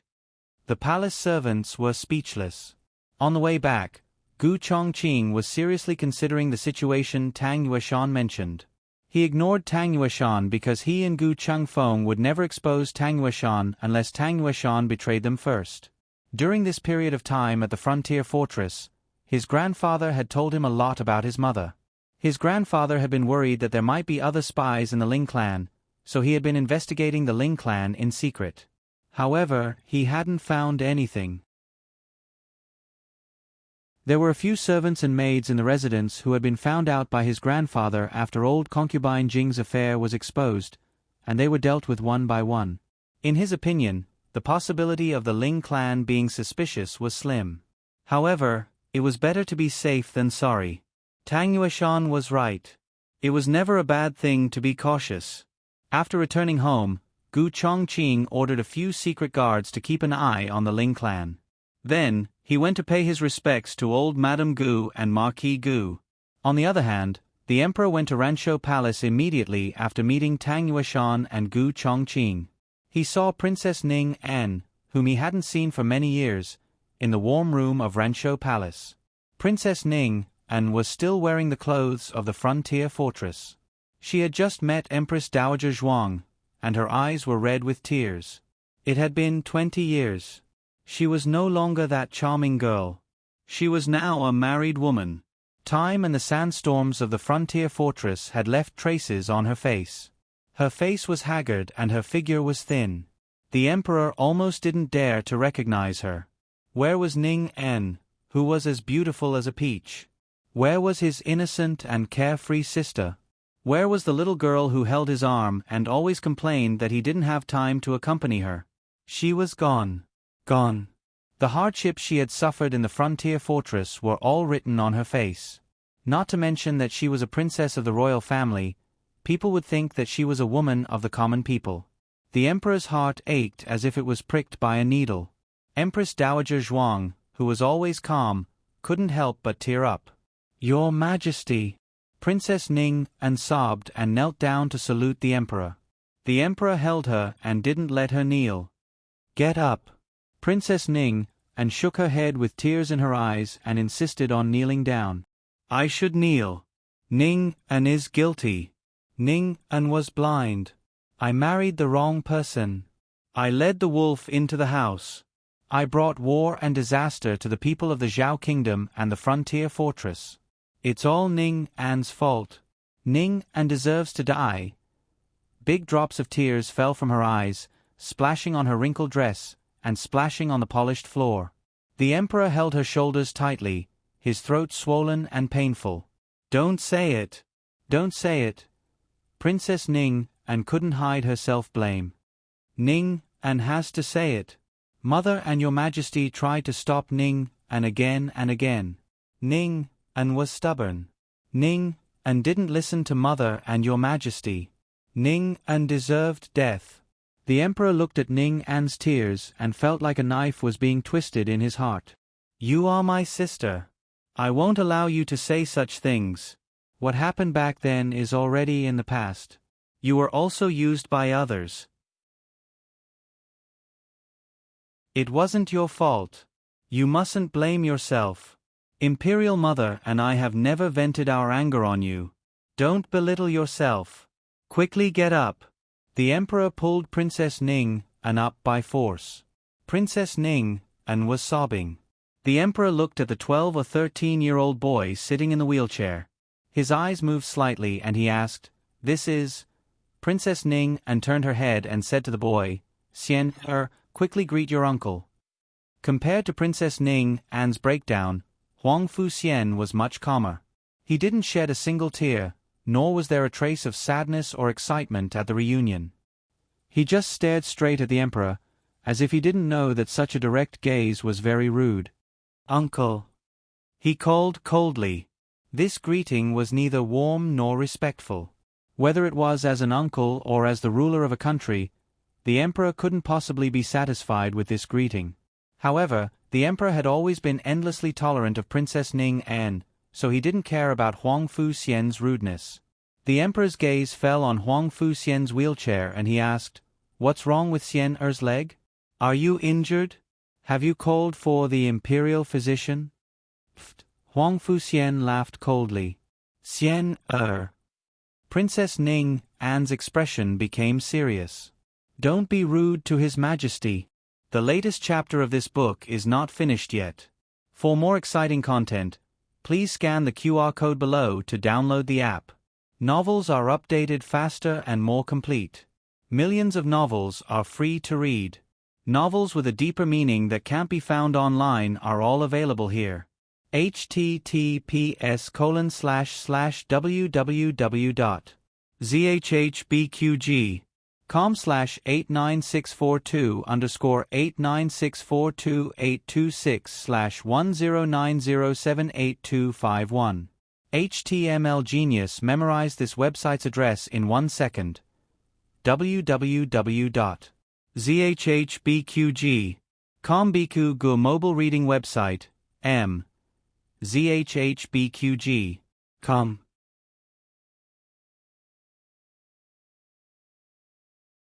Chapter 531. The latest chapter of this book is not finished yet. For more exciting content, please scan the QR code below to download the app. Novels are updated faster. Millions of novels are free to read. Novels with content that can't be found online are all available here. No matter, the emperor said without care, Xian Er is still young. He wouldn't argue with a child. Otherwise, he would have been angered to death by his own little fatty many times over. Not to mention, the emperor's gaze fell on Huang Fu Xian's legs. His body wasn't well, so it was inevitable for him to be angry. "Lian Er, take Xian Er out to bask in the sun," Princess Ning An said to Lian Er. "Yes," Lian Er respectfully responded. She cautiously went behind Huang Fu Xian and pushed his wheelchair out. "Your Majesty," Princess Ning An explained, "Xian Er has been spoiled by me. Please forgive him." "Do you still call me Your Majesty?" The emperor stared at her. Princess Ning An smiled bitterly and changed her words. "Imperial brother." Eunuch Qin walked over and reported with a smile, "Empress Dowager, Princess Ning An and the young master's chambers have been prepared." "Imperial mother." Princess Ning An looked at Empress Dowager Zhuang in astonishment. Empress Dowager Zhuang said, "The Bai Xia Hall before you were married has been reserved for you. You and Xian Er can live there for the time being." Princess Ning An's eyes moved. She lowered her eyes and asked, "Can I still live in the palace?" There was no reason for a married princess to live in the palace. In fact, ordinary princesses didn't have their own chambers. They lived with their imperial mother. Princess Ning An was an exception. Empress Dowager Zhuang and the emperor doted on her too much and built a Bai Xia Hall just for her. She had been married to the frontier fortress for so many years, but Bai Xia Hall had never been used for other purposes. The emperor hurriedly said, "Since it's imperial mother's wish, you can live there." The emperor also hoped that Princess Ning An could live in the palace. This way, it would be easier for him to take care of the mother and son. The emperor had many things to say to Ning An. He guessed that his imperial mother did too. However, when the three of them were together, some things were difficult to say. "Zhan will accompany you to Bai Xia Hall," the emperor said. Princess Ning An nodded and bowed to Empress Dowager Zhuang. "Aken will come pay respects to imperial mother later." Empress Dowager Zhuang nodded and watched as the emperor and Princess Ning An left Rancho Palace. Eunuch Qin came over with a cup of tea.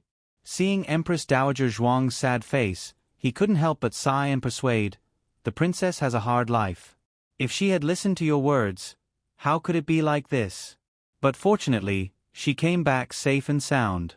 From now on, no one will make the princess suffer. Empress Dowager Zhuang closed her eyes and turned her head.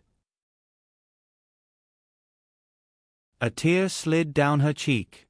The Emperor and Princess Ning walked side by side towards Iridescent Cloud's hall. Lien pushed Huang Fu Xian and followed behind at a distance. Princess Ning turned to look at the indifferent Huang Fu Xian and sighed helplessly. The Emperor sensed a gaze and asked softly, "What happened to Xian Er's leg? Were you injured in the war?" Princess Ning shook her head with difficulty and said, "It was when I was young. When Xian Er was 5 years old, the frontier fortress encountered a great snowstorm." The Emperor nodded thoughtfully. "I have an impression of this." The court also sent disaster relief funds to the frontier fortress. Jing. Concubine Jing had personally made clothes for Princess Ning to keep out the cold and asked the imperial envoy to bring them to the frontier fortress. The Emperor didn't want to mention this name now. He hated her to the core, but she was Ning-An's birth mother. It was very awkward. Princess Ning smiled faintly. "Yes, mother gave me clothes to keep out the cold. What does this have to do with Xian Er's leg?" At that time, his father and I went to help the disaster victims. He slipped out of the princess manor alone.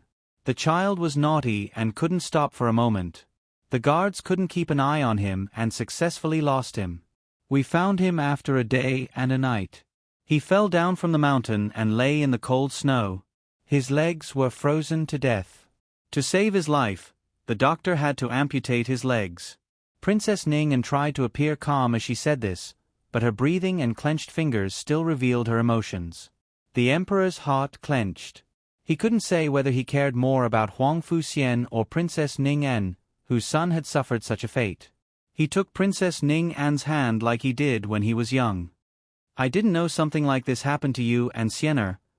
Why didn't you say it in the letter?" Princess Ning said in a low voice, "This kind of thing is hard to say." Every time it was mentioned, it felt like a knife was cutting into her heart. Every time she was comforted, it felt like a knife was cutting into her heart again. When a person was truly in extreme pain, it wasn't to seek comfort everywhere, but to cut oneself off from the outside world. The Emperor naturally understood this, so he felt even more sorry for Princess Ning. He secretly swore that he would never let Princess Ning leave his side again, nor would he let her and Xian Er suffer any grievances. Xian Er Princess Ning wanted to say something but stopped. The Emperor was her brother. Even though they hadn't seen each other for so many years, he could still guess what she was most worried about. He stopped and looked at her solemnly. "No matter who Xian Er's father is, he is still your child and my nephew. I will do my best to protect him." Not many people objected to Princess Ning-An's return to the capital, but that might not be the case for Huang Fu Xian. After all, the blood of the previous dynasty flowed through his veins. Those radical civil and military officials would probably use Huang Fu Xian's bloodline as an excuse. Princess Ning said in shame, "I'll have to trouble you, royal brother." "It's no trouble," the Emperor said. "If Huang Fu Xian had a healthy body, perhaps it would indeed be a little troublesome. However, what was there to be afraid of with his damaged body?" Those officials had nowhere to vent their anger, so they wanted to make fun of a child. Once the truth was revealed, the controversy would lessen. The Emperor said, "Ning, I still want to talk to you about concubine Jing's matter."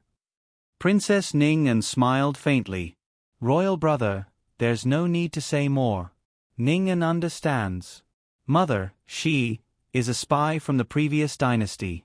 From the moment she worked for the previous dynasty's imperial family, her fate was sealed." "Do you resent her?" the Emperor asked. Princess Ning said, "There's no point in talking about this now." The Emperor said, "She sent the dragon shadow god to the frontier fortress to find you. Did she want to kidnap you?" Princess Ning shook her head. "They wanted to take me away. They came with a shadow guard. That shadow guard said that something had happened in the capital and that the frontier fortress might not be safe, so he wanted me to leave with them first.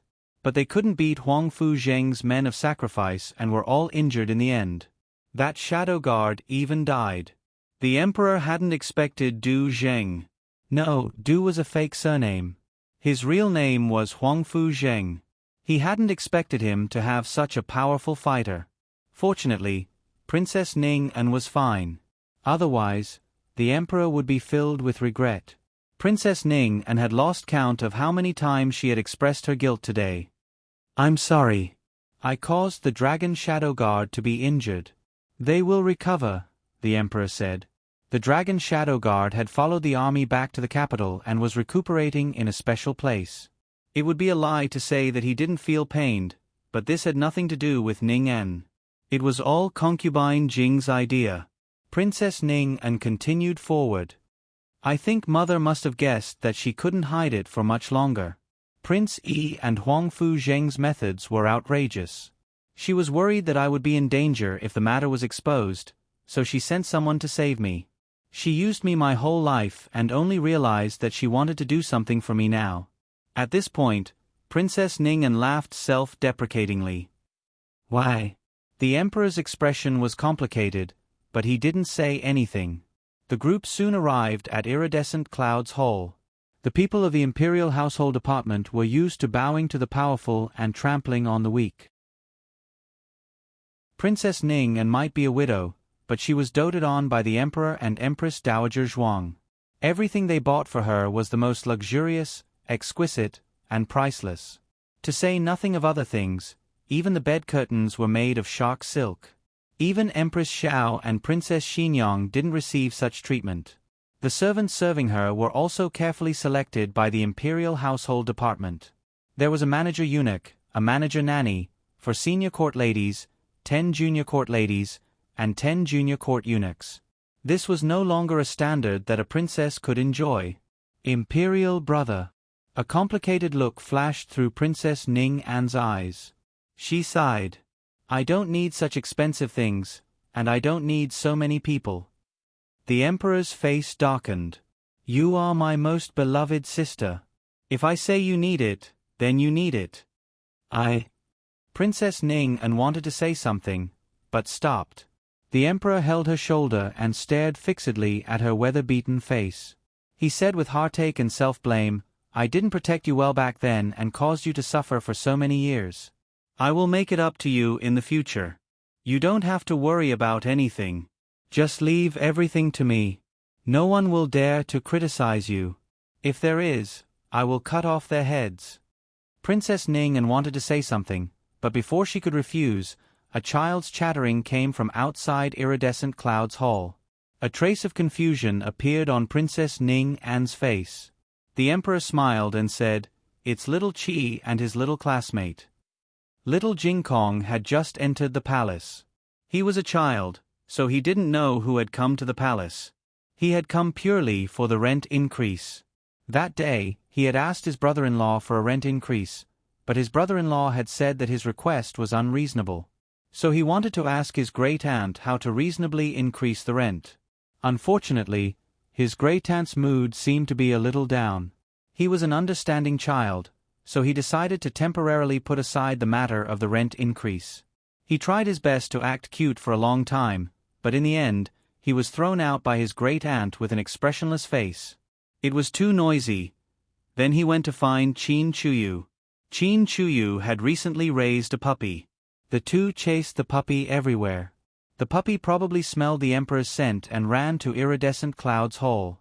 When Qin Chuyu and little Jing Kong arrived outside Iridescent Cloud's hall, they happened to see Huang Fu Xian sunbathing at the entrance. They had never seen a wheelchair before, so they were quite curious. Little Jing Kong walked over, looked at Huang Fu Xian's wheelchair, and said, Wow! What kind of chair is this? And it has wheels. Compared to the strange chair, Qin Chuyu's attention was more on the person. He asked in confusion, Who are you? How come I've never seen you before? The palace was Qin Chuyu's home. He might not know all the maids and eunuchs, but he should know this person who obviously had some background. Huang Fu Xian sneered at the little kid and the little bean in front of him. Who are you? Qin Chuyu introduced himself seriously. I'm Qin Chuyu, and he's my classmate, Jing Kong. Huang Fu Xian looked Qin Chuyu up and down, then looked at little Jing Kong with a sneer. He said sarcastically, You're already so old, but you still go to school with such a young child. Are the princes of the Zhao kingdom so stupid? Qin Chuyu's hair stood on end. Who are you calling stupid? I'm not stupid. I'm in the prodigy class of the Imperial College. Huang Fuxian sneered. You stuffed it in, right? You. Qin Chuyu's face turned red. Little Jing Kong was completely attracted by the big wheels of the wheelchair, so he didn't pay attention to their conversation. He squatted down, tilted his head, and carefully looked at the big wheels in front of him. Qin Chuyu put his hands on his hips and stomped his feet. This was little Jing Kong's habit. After spending so much time with little Jing Kong, he unconsciously picked up some of the little Jing Kong style. He said angrily, "How dare you talk to me like that? Do you know who I am? I'm the 7th prince of the Zhao kingdom. If you continue to be so rude, I'll get someone to beat you up." Huang Fuxian wasn't scared by his words. Instead, he coldly reached out his hand and pushed Qin Chuyu to the ground. Unfortunately, little Jing Kong was squatting on the ground, looking at the wheels. When Qin Chuyu fell, he was knocked down as well. Ouch! Little Jing Kong cried out in pain. His little foot was squashed by Qin Chuyu's butt. When the Emperor and Princess Ning walked over, they saw the two children fall to the ground. Eunuch Wei also came out. He quickly walked forward and pulled up Qin Chuyu, who was on top, and little Jing Kong, who was on the bottom. "Are you okay? Are you hurt anywhere?" he asked worriedly. Little Jing Kong's right foot hurt a little. Qin Chuyu had a lot of meat, so he didn't hurt, but he was very angry. He turned around and was about to pounce on Huang Fuxian. "Stop!" the Emperor shouted. Eunuch Wei immediately held Qin Chuyu. Qin Chuyu immediately complained and pointed at Huang Fuxian. "Father! He pushed me!" The Emperor looked at Huang Fuxian in the wheelchair. Huang Fuxian slowly leaned against the back of the wheelchair and raised his eyebrows. "I didn't push you. You fell down yourself." Qin Chuyu widened his eyes. "Nonsense. I wouldn't fall down myself. It was you who pushed me." "Jing Kong, you saw it, didn't you?" "Ha!" Little Jing Kong was confused when he was suddenly called out. He was too focused on studying the big wheel and didn't see anything.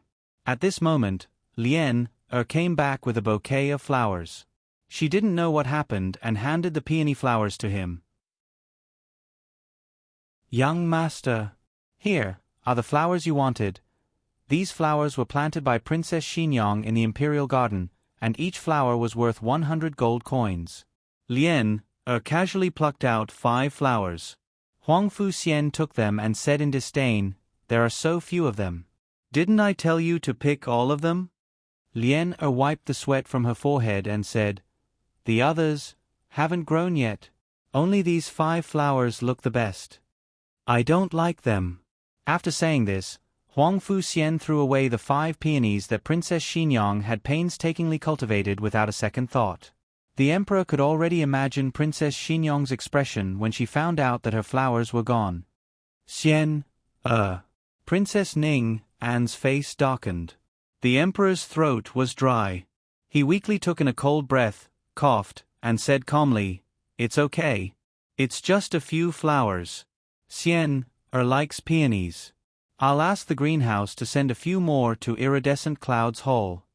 As he spoke, he turned to Qin Chuyu and said in a low voice, "Why aren't you here to greet your aunt and cousin?" Qin Chuyu asked, "Who's my aunt? Who's my cousin?" Princess Ning An walked towards him and patted his head. "I'm your Aunt Ning An. He's your cousin." As she spoke, she pointed at Huang Fuxian behind her. Qin Chuyu pushed her hand away. "He's not my cousin." The Emperor's eyes darkened. "How dare you?" Qin Chuyu angrily pointed at Huang Fuxian. "He pushed me." Huang Fuxian said calmly, "I didn't push you." Qin Chuyu was furious. "You pushed me. You pushed me. You pushed me." Princess Ning An looked at Huang Fuxian and asked seriously, "Did you push His Highness or not?" Huang Fuxian looked straight into Princess Ning An's eyes and said, "No. I didn't." "You did." Qin Chuyu was about to explode. "Enough." The Emperor stopped Qin Chuyu and said to Eunuch Wei, Send His Highness back to Chenkuan Palace and Jing Kong back to Ranshou Palace. Eunuch Wei bit the bullet and said, Yes. Let's go, His Highness. Jing Kong. Eunuch Wei gently led the two of them forward. The moment he turned around, Qin Chuyu wiped the tears from the corners of his eyes. I'm not lying. He pushed me. Father, why don't you believe me? Little Jing Kong held Qin Chuyu's chubby hand comfortingly and looked back at the young man in the wheelchair. At this moment, the young man also looked over. Little Jing Kong saw the young man give him a malicious and provocative smile. F***ck off. The young man sneered and said silently, The latest chapter of this book isn't finished yet. Please scan the QR code below to download the app. The novel is updated faster. Millions of novels are free to read. You can find all the novels that you can't find online. https://www.zhbqg.com/89642_8964282852840. HTML. Genius. Memorize the website address. www.zhbqg.com Biku Pavilion Mobile Version Website. zhbqg.com.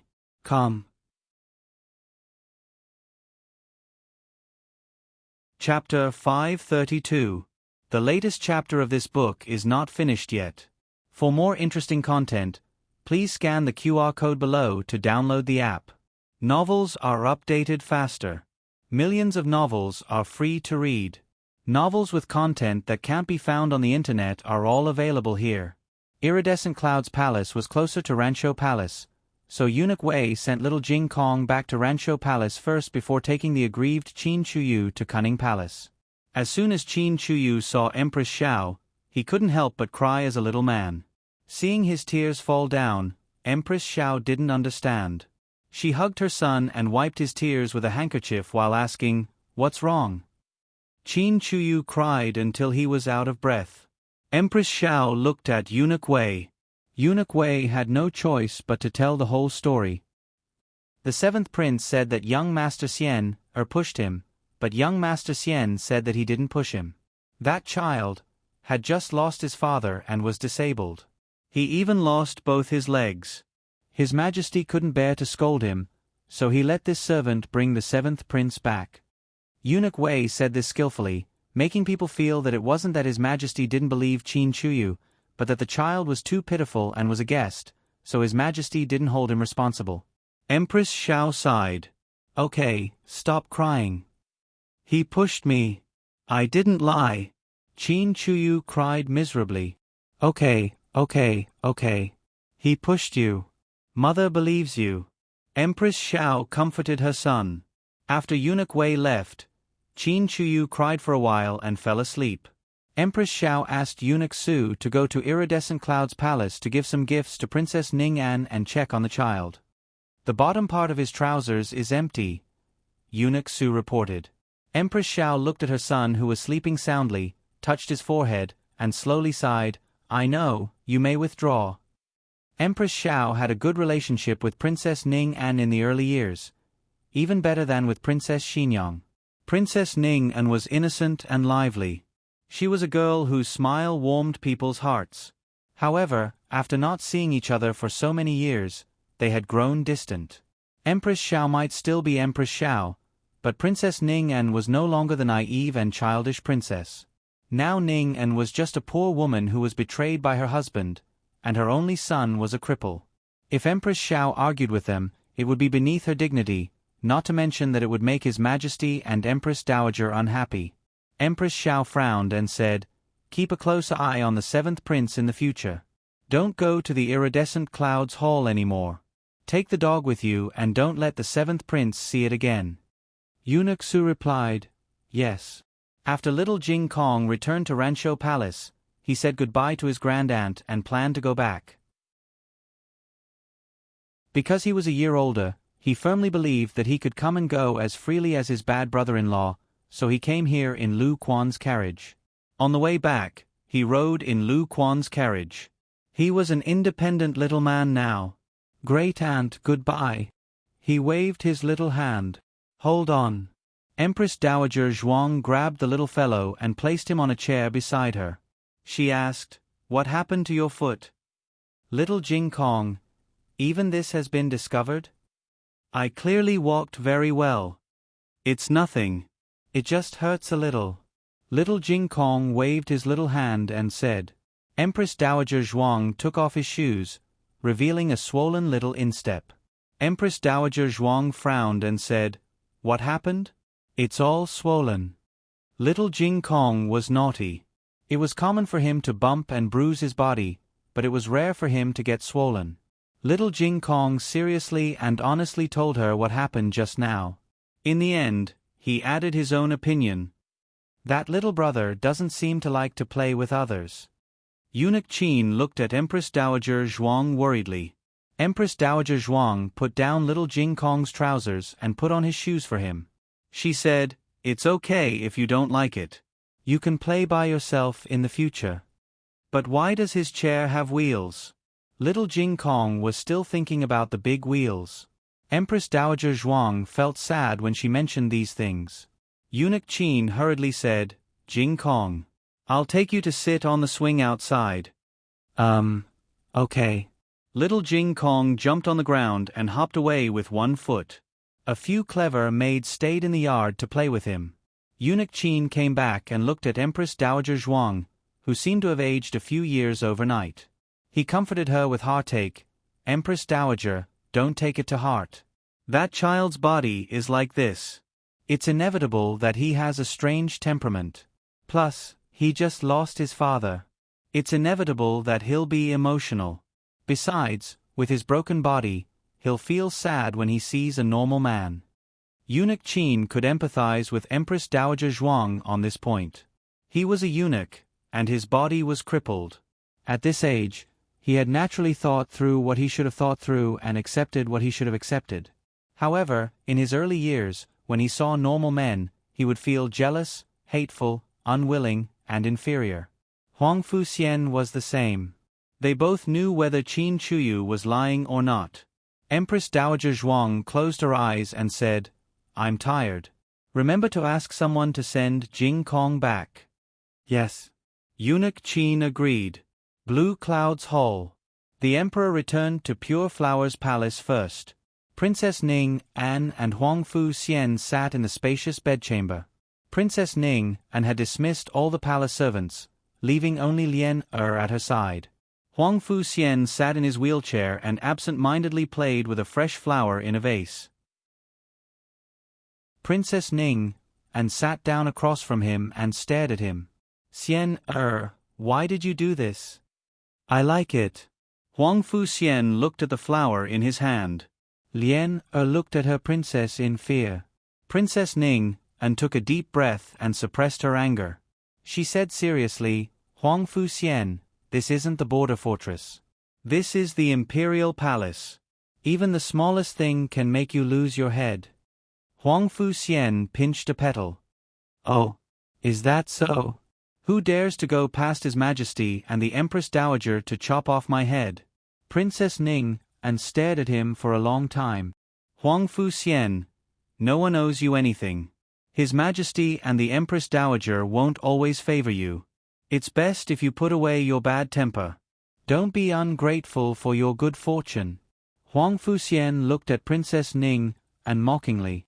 "And if I don't? Will you send me back to the border fortress? Or will you just treat me like a remnant of the previous dynasty and deal with me? I almost forgot. You are the princess of Zhao country. You can place righteousness above family and abandon your husband. What is a crippled son in your eyes? Why don't you get rid of this burden as soon as possible so that you can find a husband to marry?" Slap. Princess Ning, An slapped him across the face. Huang Fuxian's head turned to the side from the slap. Lien paled in fright. She rushed over to hug Huang Fuxian and said to Princess Ning, An, "Princess, don't be like this." Scram. Huang Fuxian didn't appreciate her kindness and pushed Lien away. Lien staggered a few steps and bumped into the table behind her. Her back was bruised. Huang Fuxian wiped the blood from the corner of his mouth with his slender fingers. He looked at the drop of blood and his lips curled. A trace of mockery flashed through his eyes. That was a good hit, my mother. Gu Jiao went to the medical hall today. When the second master saw her, his tears almost fell. He didn't care about the many doctors and patients in the hall. He held Gu Jiao's hand tightly and looked her up and down for a while. Little Gu, are you really okay? I'm fine, Gu Jiao said. You're lying. You didn't tell me that you had such a serious illness. You were also kidnapped by the prince consort.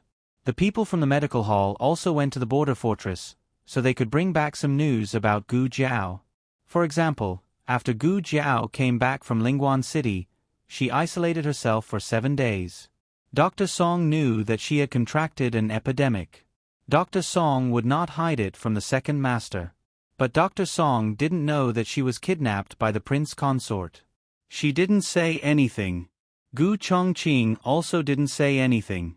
She didn't say anything because she was too lazy to say anything. Gu Chongqing didn't say anything because he was considering her reputation. Gu Chongqing only reported everything truthfully in a letter to the emperor. Other than her and Gu Chongqing, only Princess Ning An and her servant, and Dr. Tong knew about this matter. Gu Jiao's gaze crossed the medicine table and fell on a certain person who was filling medicine for a patient. Probably feeling Gu Jiao's gaze, Dr. Tong turned around and smiled brightly at Gu Jiao. He waved his hand and said, Dr. Gu. Dr. Tong was one of the people who saved Princess Ning An. This time, he came to the capital because the emperor wanted to reward him in person. But he didn't live in the imperial courier station. He came to the medical hall to do odd jobs for free. Dr. Gu. After he finished filling the medicine for the patient, he walked over with a smile. You left the army that day. I was worried about you. Gu Jiao faintly replied, It's been hard on you. She was referring to the fact that he didn't receive a monthly salary for doing odd jobs. Dr. Tong hurriedly waved his hand. It's not hard at all. He glanced behind Gu Jiao. Gu Jiao knew what he was looking at and said, It's in the basket. Dr. Tong's eyes lit up. Gu Jiao said again, I won't let you touch it. Dr. Tong was speechless. There weren't many patients who came to see the doctor during the new year, and there weren't any difficult diseases that Gu Jiao needed to deal with. Gu Jiao went to Lu Yixing's house in the afternoon. She didn't go on New Year's Eve. She went on the first day of the new year, but Lu Yixing wasn't there. Anu and the old mama were also not there. Gu Jiao knocked on the door of the Lu family again. Surprisingly, there was still no response. No one? Did they go out again, or has no one been here these days? Gu Jiao quietly listened to the noise inside. Lu Yixing had a special identity, and too many people in the capital wanted to bully him. Gu Jiao wasn't sure if something had happened to him. She grabbed the trunk with her left hand and pulled it over the wall. The yard was covered with snow, and there were no strange footprints. The gate of the courtyard was bolted from the inside and was not locked from the outside. However, if one went through the central room to the back door, one would find that the back door was locked from the outside. So they really went out. There was a little dust in the room, but there were no traces of fighting. Gu Jiao basically ruled out the possibility that Lu Yixing was kidnapped.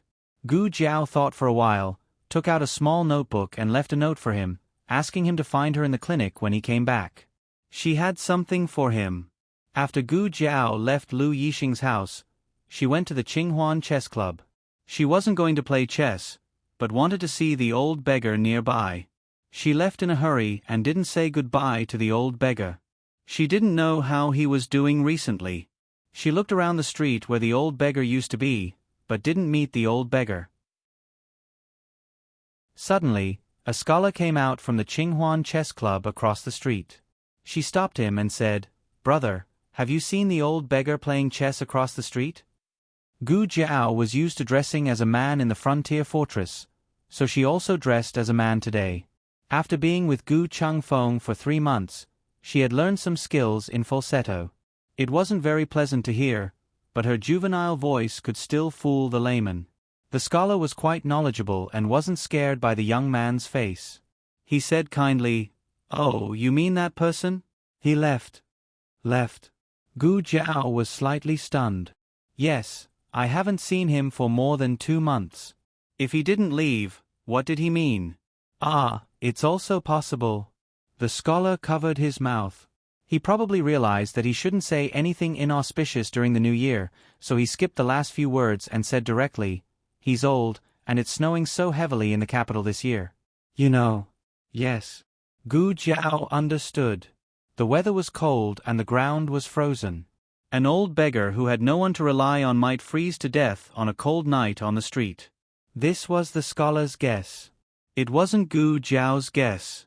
The old beggar could earn money, so he wouldn't starve or freeze to death. Of course, it didn't rule out that he was killed or accidentally. "He shouldn't be so unlucky, right?" Gu Jiao murmured. "What did you say?" the scholar asked. Gu Jiao said, "Nothing. Thank you. Goodbye." "Hey." The scholar didn't stop Gu Jiao. He scratched his head in confusion. It's so strange that someone would come to inquire about the whereabouts of a beggar during the new year. Anyway, that beggar seems to know how to play chess. He even won against Mao Shan Hermit of the Qinghuan Chess Club. "TSK, what does this have to do with me?"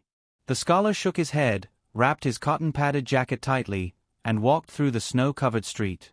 Coincidences in the world were so bizarre. They were either there or not, as if they had made an appointment. Gu Jiao walked unhurriedly on the quiet street. The capital was the most prosperous place in the whole Zhao country. However, the streets were still deserted during the new year. Gu Jiao only saw 1 or 2 carriages pass by after a long time. Gu Jiao didn't care and kept walking forward. However, when she passed by an alley, there was a lot of noise coming from the other side of the alley. Gu Jiao looked over and saw that it was coming from the direction of Immortal Music House. Gu Jiao wasn't very familiar with Immortal Music House. She had only been there a few times to investigate some things. Old concubine Jing was most likely the owner of Immortal Music House. After the old concubine died, Gu Jiao didn't keep an eye on Immortal Music House. But what could have happened to Immortal Music House? Gu Jiao paused for a moment, but still walked toward Immortal Music House. The latest chapter of this book is not finished yet. For more exciting content, please scan the QR code below to download the app. Novels are updated at a faster rate. Millions of novels are free to read. Novels with connotations that can't be found on the internet are all available here. https://www.zhbqg.com/896428266/109029029614. HTML Genius memorized this website's address in 1 second. www.zhbqg.com Biku Gu mobile reading website, m. zhbqg.com.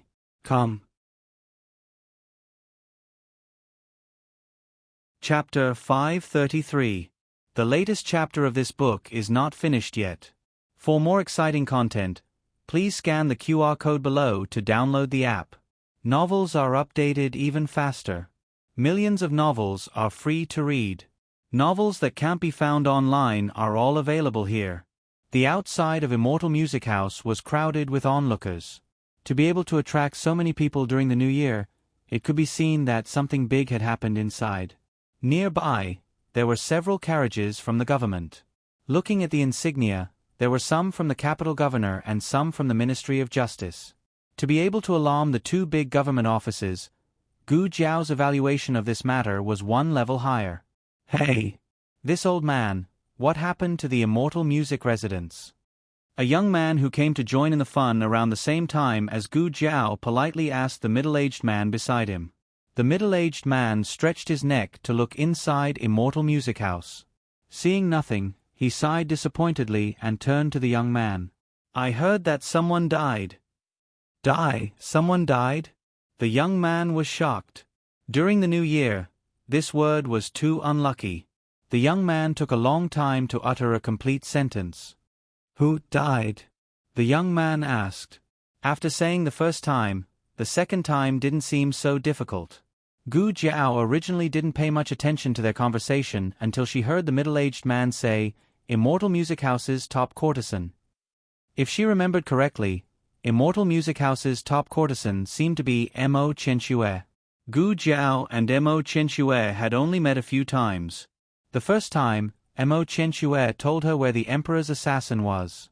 The second time, Mo Chenxue told her that the owner of Immortal Music House was a woman.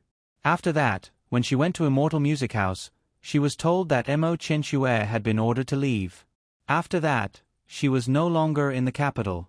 Did something really happen to Mo Chenxue? She had only left for 3 months, but the capital had a feeling that things had changed. Gu Jiao went to the side door of Immortal Music House and easily jumped in. The walls of Immortal Music House were higher than ordinary walls. If it was 3 months ago, she would have to use a bit of effort. Now, it was as easy as blowing off dust. It seemed that the 3 months of fighting at the border weren't in vain. Especially the battle with Sirius, it stimulated a lot of her potential. She was sure that she had recovered more than 30% of her strength. Gu Jiao walked through a corridor hung with red lanterns and followed the sound to the back door of the lobby. The lobby was crowded with people from Immortal Music House as well as the officials who came to handle the case. Gu Jiao looked at the parasol tree beside her and climbed up without any change in her expression. She found a spot with an excellent view and sat down. She saw a corpse covered with a white cloth on the ground, and a few servant girls were kneeling beside the corpse, sobbing uncontrollably. Gu Jiao had seen one of the servant girls crying the most before by Mo Chenxue's side. Gu Jiao couldn't remember her name, but she was sure that she was Mo Chenxue's confidant. Miss. She lay on the corpse and wailed. The capital governor frowned and said, all right, don't cry.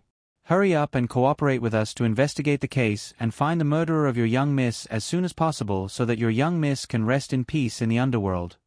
Hearing this, the maidservant lifted the undulating body on top of the corpse, waved her hand and pointed towards the girls of Immortal Music House. It's her. It's her who killed my young miss. From Gu Jiao's angle, she couldn't see who the maidservant was pointing at, but as soon as she opened her mouth, Gu Jiao heard it. You can eat anything you want. Don't talk nonsense. When did you see me kill Sister Chenxue? It was Hua Xiao. A girl who also had some status in Immortal Music House, but could never be compared with Mo Chenxue. Gu Jiao remembered that once Hua Xiao took her to her room and gave her an aphrodisiac that actually had no effect on her. As a result, Mo Chenxue arrived and slapped Hua Xiao in public. The maidservant complained in a tearful voice, It's you. I heard it with my own ears. Hua Xiao didn't even lift her eyelids. What did you hear? The maidservant angrily glared at her. I heard you say that you wanted to kill my young miss. Not only did I hear it. Hong Yu and the others also heard it. If you don't believe me, let the official ask them. The capital governor and assistant minister Li of the Ministry of Justice looked at the other girls pointed at by the maidservant. The girls all pinched their handkerchiefs and looked like they couldn't refute. It seemed that they heard it. The two officials couldn't help but exchange a look. Hua Xiao snorted and said, I was just saying. Can't I do that? The maidservant turned to look at the capital governor and assistant minister Li of the Ministry of Justice. Darren. It's really her. The capital governor asked, Did you see her kill your young miss with your own eyes? No. The maidservant lowered her head. Hua Xiao laughed wantonly. The capital governor frowned. An official shouldn't handle a case with emotions, but this Hua Xiao's attitude was really arrogant. He looked at Hua Xiao. When did you say that, and why did you say that? Hua Xiao looked at the handkerchief in her hand and said lightly, About 2 days ago, Mo Chenxue has always liked to bully people. Relying on her identity as the top girl of Immortal Music House, she was domineering in front of the sisters. The maidservant shouted, Nonsense. My young miss didn't. Hua Xiao looked at her with a sneer. Darren is asking me a question, not you. The maidservant was so angry that her face and neck turned red. Hua Xiao continued, Mo Chenxue took a fancy to my rouge and asked me to give it to her. I didn't give it to her, so she snatched it. I warned her that the owner of the house was no longer here. Did she still think that someone would support her?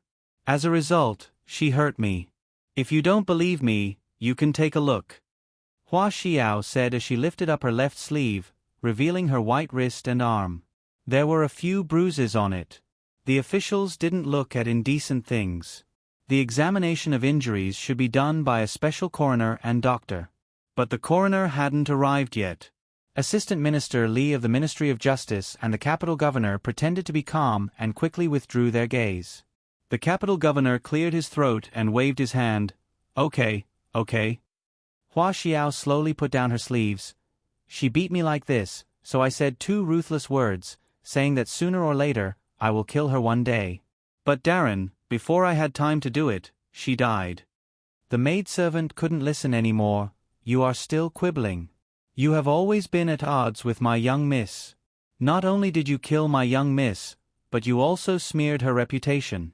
My young miss doesn't like your rouge. Hua Xiao said fearlessly, If you don't believe me, you can go and find it. Is there a box of Yulon Pavilion rouge in your young miss's makeup box? I went to Yulon Pavilion to buy it myself. The owner of Yulon Pavilion knows which color I bought. You can take the rouge and ask if it's the one I bought. Don't say that your young miss bought it herself. You know better than me whether she bought it or not. The owner of Yulon Pavilion also knows it. The maidservant couldn't refute at once. She stammered, But except for you, who would hate my family enough to destroy her body? Hua Xiao shook the handkerchief in her hand and said sarcastically, Then how do I know who your young miss has offended outside? The maidservant was so angry that she almost rushed up and tore her apart. The governor looked at Hua Xiao again. You just said that the owner of Immortal U residence is gone. What's going on? Hua Xiao's expression paused for a moment. Our lodge master is dead. Gu Jiao came out of Immortal Music residence. It was already dark, and there were sporadic light shui floating in the sky. The bustle of Immortal Music residence didn't spread all over the streets of the capital. Gu Jiao walked in the echoing alley, thinking about Mo Chenxue's matter. She always felt that something was wrong. Oh! A suppressed cry of pain came from a dark corner. Gu Jiao's steps paused. As an assassin, her intuition told her that the other party didn't pose any threat to her. She wasn't a nosy person. If there was no threat, she was going to leave. However, she didn't take 2 steps before she came back with a frown. She walked into the dark corner and saw a thin figure curled up in the snow. Under the figure was a pool of blood that had already solidified. Gu Jiao knelt down on one knee and pushed aside the hair covering the other's cheek to take a look. Chenxue? Medical Center. The last patient also left, and the second boss was about to close the door. But at this moment, a small figure in green strode in carrying a woman covered in blood. The second boss was almost hit. He hurriedly dodged and looked at the person who came. Then, he let out a surprised voice. Little Gu? Who is she? Prepare hot water. Gu Jiao only left this sentence, and then carried the dying Mo Chenxue back to her small courtyard. Wait. The second boss looked in the direction she left in confusion. What kind of patient is she? And she brought her to her own courtyard? When the second boss asked someone to boil hot water and bring it over, Gu Jiao had already put Mo Chenxue on the operating table in the side room. Do you need help? The second boss asked. Gu Jiao opened the small medicine box, took out a pair of gloves, and put them on. Is Dr. Song here? She needed an assistant. The second boss said, No, he went back. Should I call him over? Gu Jiao looked at the rapidly falling blood pressure on the blood pressure monitor. It's too late. The blood loss was serious, accompanied by tension pneumothorax. She could die at any time, and had to be operated on immediately. I'm here. Dr. Tong jogged over and stood outside the door. May I come in and help? Gu Jiao nodded, took out a thick needle, and touched Mo Chinchue's chest with the tip of her finger. She found the second intercostal collarbone and inserted the needle. Digression, daily question. Are there any more monthly votes? Can I vote for Jiao Jiao? The latest chapter of this book is not finished yet. For more exciting content, please scan the QR code below to download the app. Novels are updated faster and more complete. Millions of novels are free to read. Novels with content that can't be found online are all available here. https://www.zhbqg.com/896428266/1090283110. HTML Genius memorized this website's address. www.zhbqg.com Bikuj mobile reading website. zhbqg.com.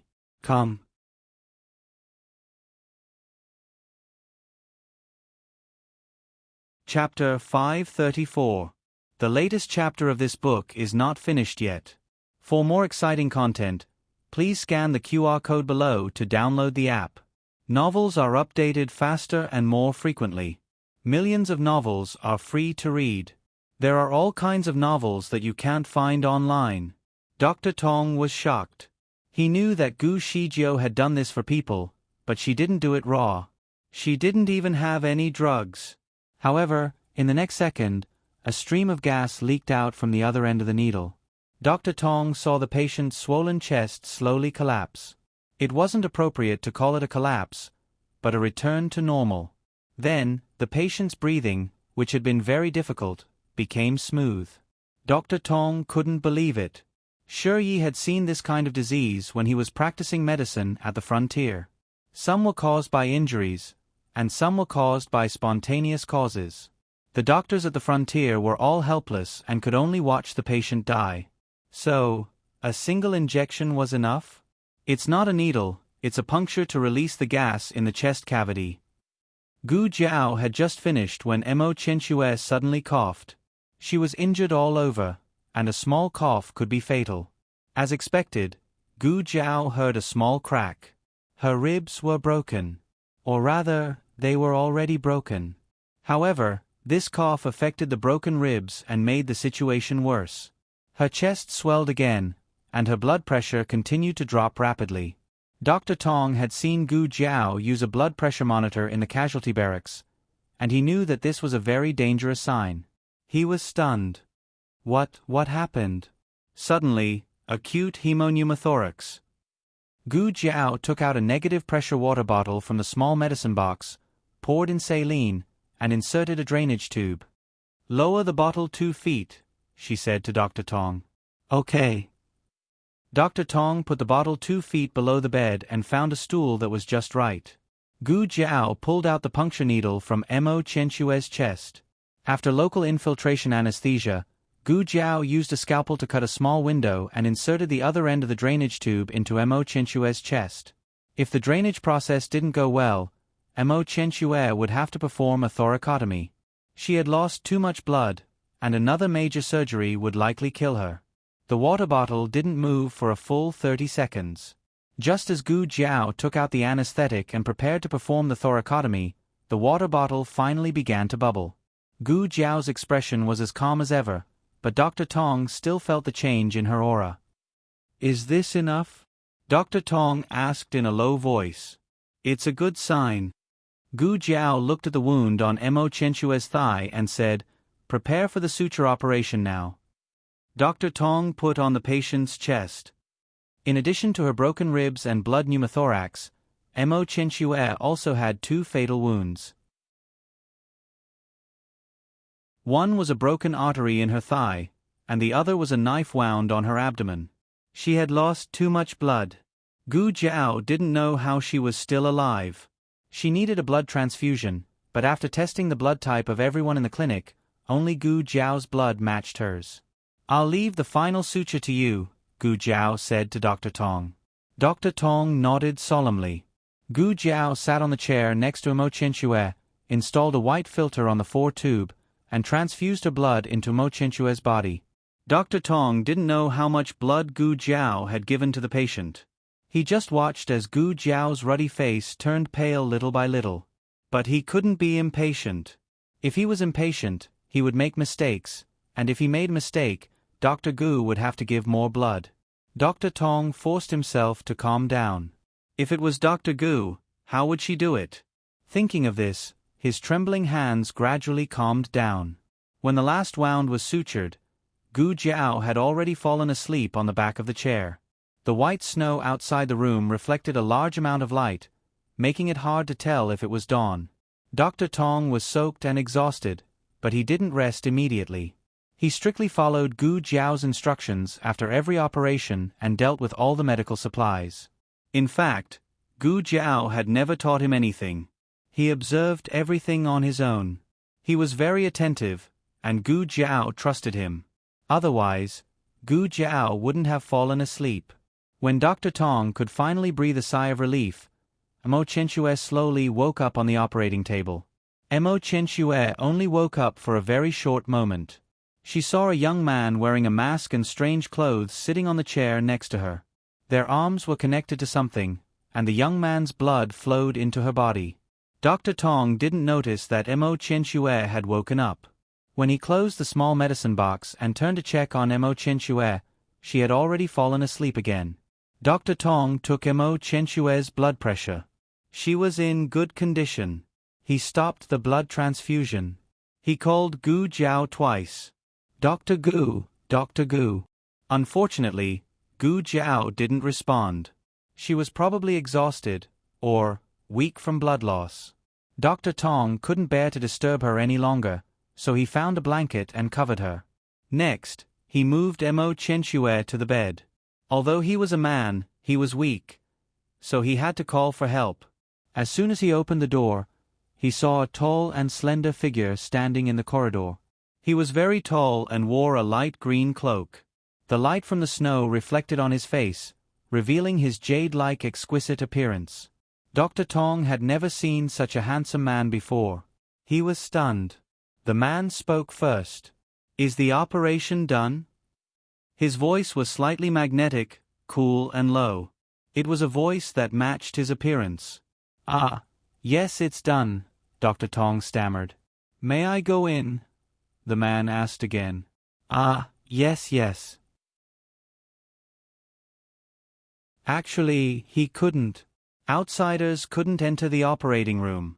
Dr. Tong didn't know what he had said. He had lived for most of his life, but this was the first time he had seen a godlike person. He was allowed to be stunned. Xiao Heng stepped into the room. As he passed by, Dr. Tong noticed that his shoulders were covered with snow. It seemed that this young man had been waiting for them in the snowy night for as long as they had been in the operation. Xiao Heng came to Gu Jiao, bent his tall body, and called softly, "Jiao Jiao." Gu Jiao's breathing was even and long.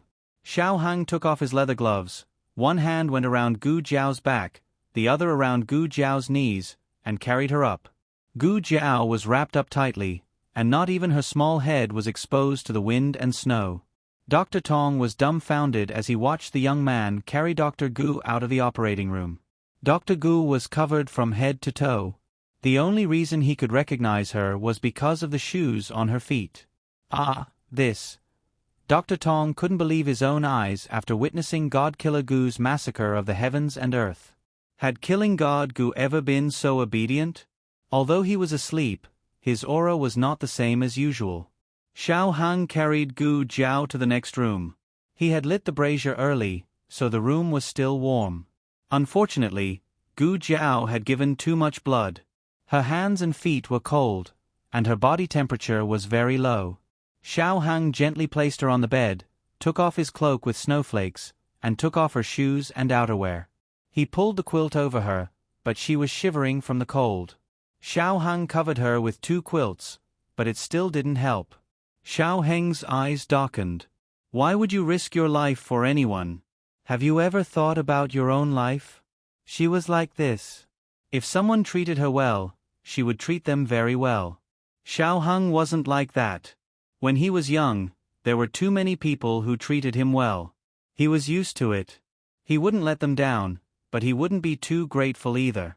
Had she not been treated well when she was young? So much so that if someone treated her well, she would repay them many times over? Xiao Heng's heart suddenly hurt. He took off his cold outer clothes, pulled open the quilt and lay down, wrapping his arms around her small body that was shivering from the cold. He hugged her tightly, his lips kissing her cold forehead. His body was burning hot, and Gu Jiao's body was no longer cold. She stopped trembling and laid quietly in his arms. Xiao Hang untied her hair tie, and gently spread her soft hair on the pillow, not bearing to break a single strand. The room was very quiet, so quiet that only their even breathing could be heard. Xiao Heng's back was already covered in sweat. This temperature was a bit hot for him, but it was just right for Gu Jiao. Gu Jiao snuggled into his arms, finding a comfortable position. Xiao Hang was burning hot, but he couldn't bear to let go of her. He also didn't sleep all night, and now he was a little sleepy. He closed his eyes, intending to fall into a deep sleep. All of a sudden, a small, restless hand reached over. He was hugging her tightly, so it was normal for her hand to have nowhere to rest. At first, the hand was only on his waist, but after a while, it moved to his chest. Because he was hugging her, the corner of his shirt was slightly lifted, revealing his attractive abdominal muscles. The hand used 2 fingers to sneak in, and as it walked, it slipped in. Xiao Heng didn't move. The hand became bolder, touching and pinching, and after pinching his chest, it went to his abdominal muscles. Xiao Hang watched the hand slide all the way down, and his eyes narrowed. "You're awake." Gu Jiao closed her eyes. "I'm not." Xiao Hang. Digression, the 3rd night watch is here. Is there a monthly ticket for me to sneak in? The latest chapter of this book is not finished yet. For more exciting content, please scan the QR code below to download the app. The novel is more complete and updated faster. Millions of novels are free to read. There are novels with connotations that can't be found online here. https://www.zhbqg.com/89642_826/1090225559. HTML Genius memorized the website address in a second. www.zhbqg.com Biku Gu mobile reading website, m. zhbqg.com.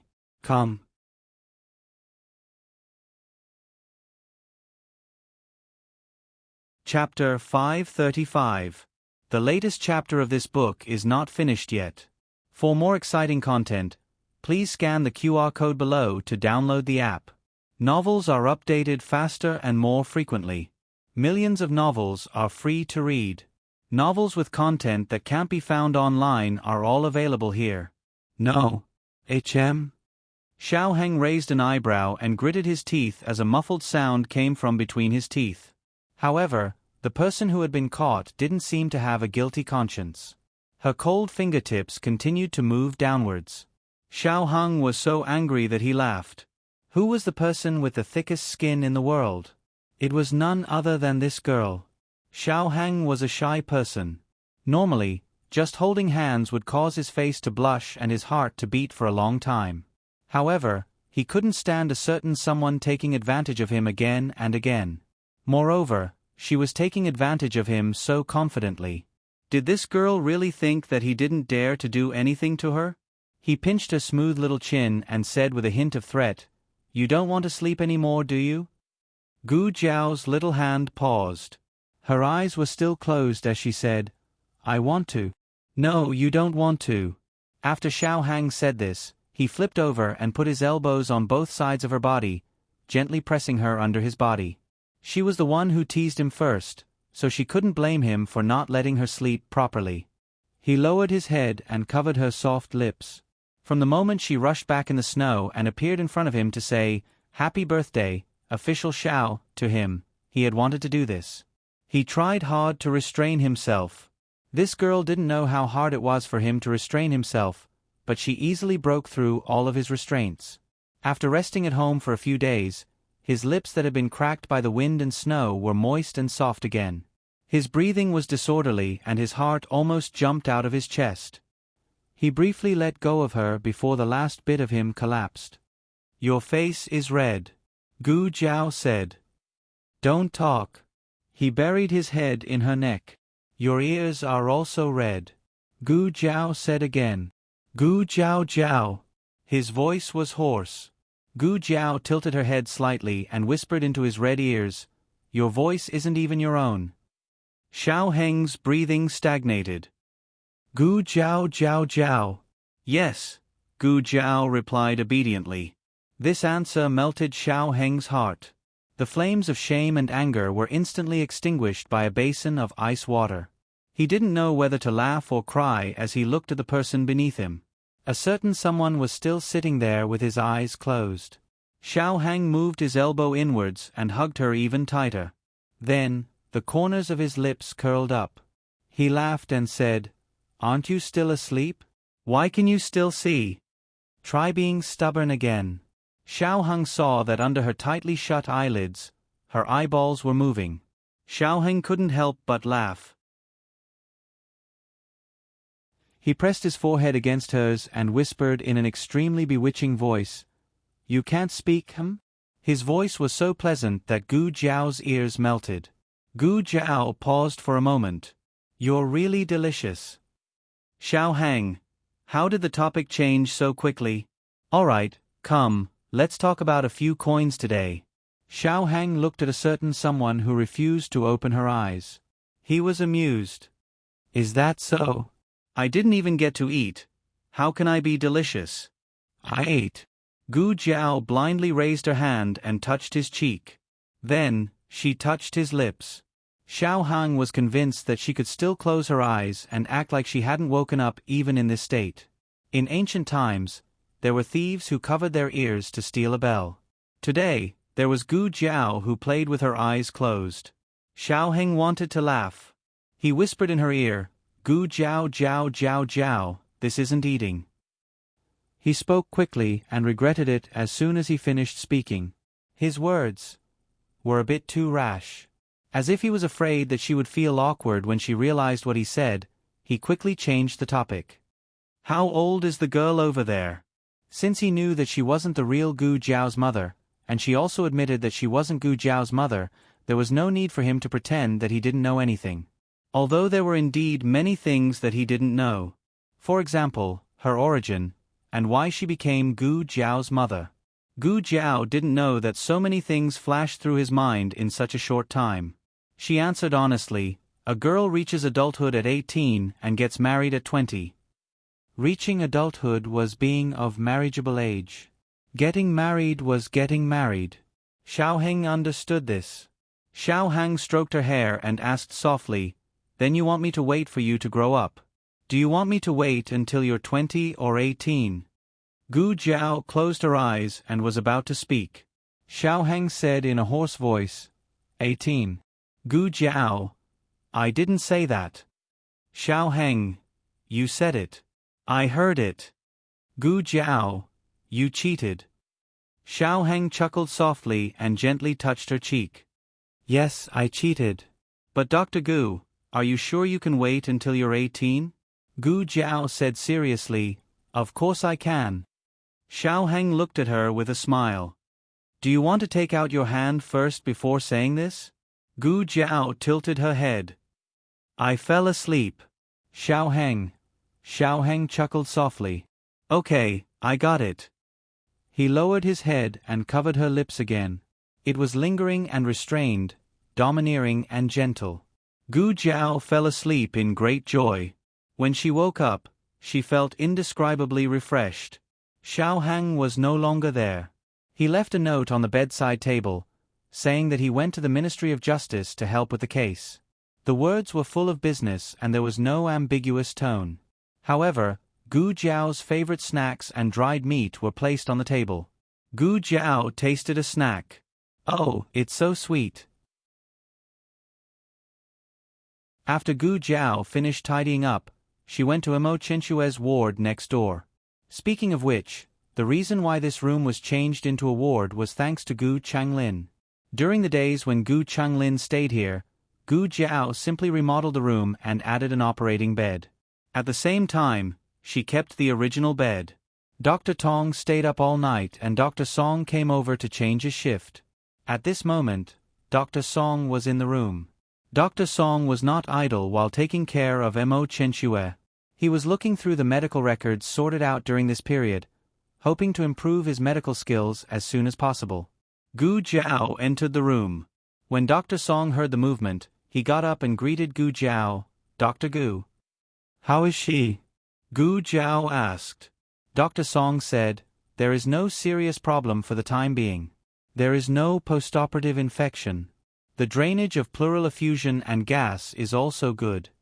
During the war in Yuegu City, Dr. Song followed Gu Jiao to perform several pneumothorax surgeries, so he knows what to pay attention to. Gu Jiao nodded. "You go and rest for a while, I'll watch." Dr. Song didn't refuse. Gu Jiao doesn't like superficial skills, such as deliberately pretending to be diligent.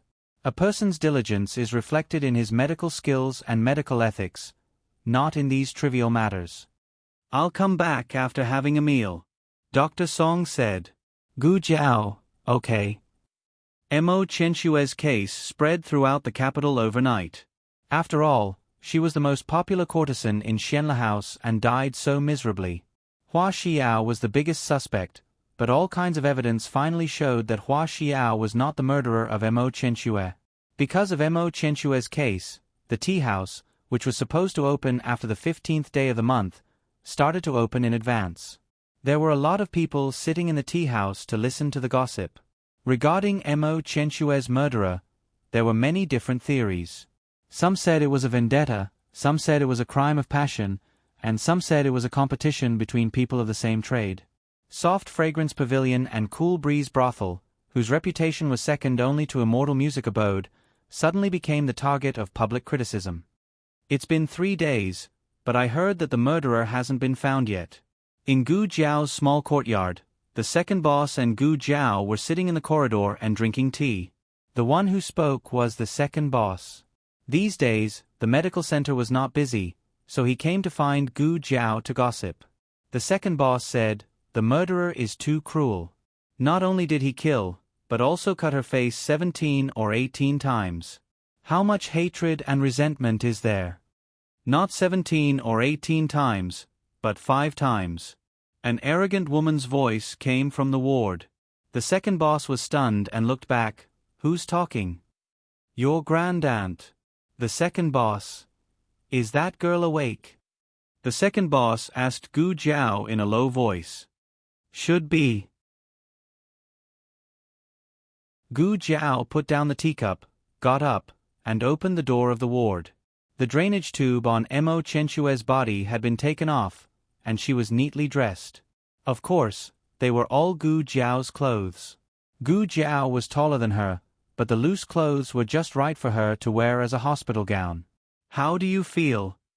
Gu Jiao came to the bed, picked up the stethoscope, and listened to her heart and lungs. Mo Chenxue blocked her hand, looked her up and down, and said angrily, "It was you, wasn't it?" This question came out of nowhere. Gu Jiao seemed to understand. She did not deny it. "Yes, it's me." Mo Chenxue said coldly, "You're a woman?" Gu Jiao answered honestly, "Yes." Mo Chenxue's tone became colder. "You're not a mute?" Gu Jiao continued to answer honestly, "Yes, I'm not." Mo Chenxue gritted her teeth, "Liar." Gu Jiao pushed away Mo Chenxue's hand. Mo Chenxue struggled, but she was seriously injured and was no match for Gu Jiao. Gu Jiao grabbed her wrist. "Listen to me, don't move, or the wound will open again." Mo Chenxue's lips moved a few times, then she snorted coldly and turned her face away. Gu Jiao's stethoscope went into Mo Chenxue's clothes, only a thin doo-doo between them. Gu Jiao listened carefully, without any distracting thoughts. Mo Chenxue blushed. Her eyelashes trembled and she said, "Aren't you going to ask me how I found out?" Gu Jiao listened to the first part, then put the stethoscope on Mo Chenxue's back. Oh, how did you find out? Mo Qianxue felt an itch on her back, and her whole body tensed up. She bit her lip. I don't want to talk about it. Gu Jiao. Are all women so fickle? Gu Jiao did not intend to ask further, but Mo Qianxue said, I recognized you that night. She was referring to the night Gu Jiao picked her up. Gu Jiao was wearing a mask, but it was different from wearing a mask, but Mo Qianxue was very familiar with her green clothes. Mo Qianxue was not in a coma all the time these days. She would wake up occasionally, and when she woke up, she could hear the commotion in the yard. After listening for a while, she naturally guessed Gu Jiao's identity. You're recovering well. Gu Jiao put away the stethoscope. It's not a big problem for now, but pneumothorax is prone to recurring attacks, so you have to be careful in the future.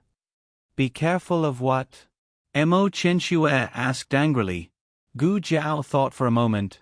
Don't be angry. Mo Qianxue. The second boss did not enter the room, but waited outside. Gu Jiao came out after examining Mo Qianxue. Why do you look like you have a headache? Just as the second boss finished asking, a vase smashed against the door and broke. Mo Qianxue's teeth were clenched. You little liar, when I recover, I'll teach you a lesson. Gu Jiao sighed helplessly. Well, that's what happened. The second boss, she looks just like my wife when she's angry. But who is that girl? The second boss asked in a low voice. I'm your aunt. Mo Qianxue's voice was heard. The second boss trembled. No. She could hear that. Gu Jiao. Do you know martial arts? Mo Qianxue's anger flowed like the Yellow River. Also, didn't you want to know who the murderer of Immortal Music House is? Why can't the authorities catch the murderer? It's me. That person wanted to kill me, but I killed her in the end. Then, I ruined her face and escaped like a cicada. The second boss looked like he was struck by lightning. You ruined her face and she escaped. Wait, you are. Mo Qianxue smiled coldly. Yes, I'm the dead courtesan of Immortal Music House, Mo Qianxue. The second boss pinched his philtrum and fainted again. Mo Qianxue's situation was a bit special. Gu Jiao told her family that she would be staying at the clinic for the next few days. Xiao Hang came over for the first 2 nights. On the third night, there was a murder case in the capital. The suspect was Assistant Minister Li of the Ministry of Justice. Assistant Minister Li was one of the officials in charge of Mo Qianxue's case. His character was trusted by the Ministry of Justice. In order to get first-hand evidence, the Ministry of Justice took Xiao Hang out of the capital to investigate the case. In the clinic, Mo Qianxue's anger had not subsided. She wanted to quarrel with Gu Jiao, but Gu Jiao was not someone who could quarrel with people. She did not even show any expression and never got angry. She did not give people the pleasure of quarreling. Therefore, Mo Qianxue grabbed the second boss and gave him a good beating. The second boss was bald. When women quarreled, they could be compared to thousands of soldiers and horses. That night, after Mo Qianxue gave the second boss a good beating as usual, she closed her eyes and snorted coldly. In the middle of the night, several black shadows quietly sneaked into the small courtyard of the medical center. The latest chapter of this book is not finished yet. For more exciting content, please scan the QR code below to download the app. Novels are updated faster. Millions of novels are free to read. Novels with content that you can't find on the internet are all available here. https://www.zhbqg.com/89642-826/1090057448. HTML Genius memorized this website's address. www.zhhbqg.com Biku Gu mobile reading website, zhhbqg.com.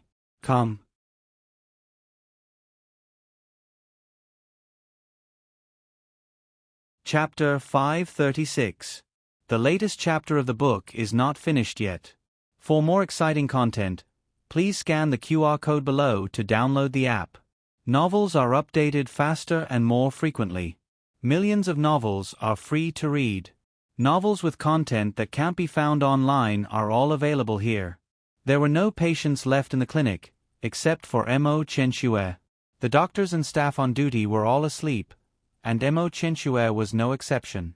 The entire clinic was quiet, and only the sound of the wind could be heard. The sound of the wind perfectly concealed the movements of the men in black. Of course, their original movements were very light, which was enough to show the depth of their skills. The group of people jumped over the tall wall and landed silently. Only when their clothes rubbed against each other did they make a small noise, but that was all. A gust of wind was enough to cover it up. When they reached the stairs, the leader stopped and raised his hand to signal for everyone to stop. The others all stopped. The leader went to the corridor first and listened to every room with vigilance. Finally, he settled on the room on the east side. He took out a dagger and inserted it into the gap of the door, intending to pry open the latch. However, he found that there was no latch behind the door. Mo Chenxue was a patient, and the doctor had to check on her at any time. Naturally, she wouldn't lock the door. The black-clothed man put away the dagger and gently pushed open the door. He gave a look to the black-clothed men behind him. Everyone understood and rushed towards the room. Mo Chenxue was sleeping. She was so angry that she woke up from her dream that she was so angry that she woke up. When she opened her eyes, she felt a cold light flash past her eyes. She frowned and rolled to the side. A cold, sharp blade pierced into the place where she was originally lying. The man in black saw that she had dodged, and his eyes turned cold. He raised his sword and slashed at her again. Mo Chenxue took out the silver needles under her pillow and shot them at the man. However, she was seriously injured, and both her internal energy and speed were greatly reduced. The black-clothed man clearly saw the silver needles that she shot out. He waved his sword and blocked all the silver needles. Mo Chenxue felt a pain in her chest. She tried to grab the dagger on the bedside table, but her hand was kicked away by the man in black. Mo Chenxue was shaken by his inner energy. She tasted blood in her throat and unconsciously spat it out. The man in black aimed at her head and swung his sword down. At that critical moment, a dagger flew through the air and stabbed the man in black in the back, piercing his heart without the slightest deviation. The black-clothed man's eyes suddenly widened, and his body stiffened in disbelief. In the next second, the sword in his hand fell, and he also fell straight to the bed. Mo Chenxue looked at the man in black beside her with disgust. She wanted nothing more than to kick him off the bed.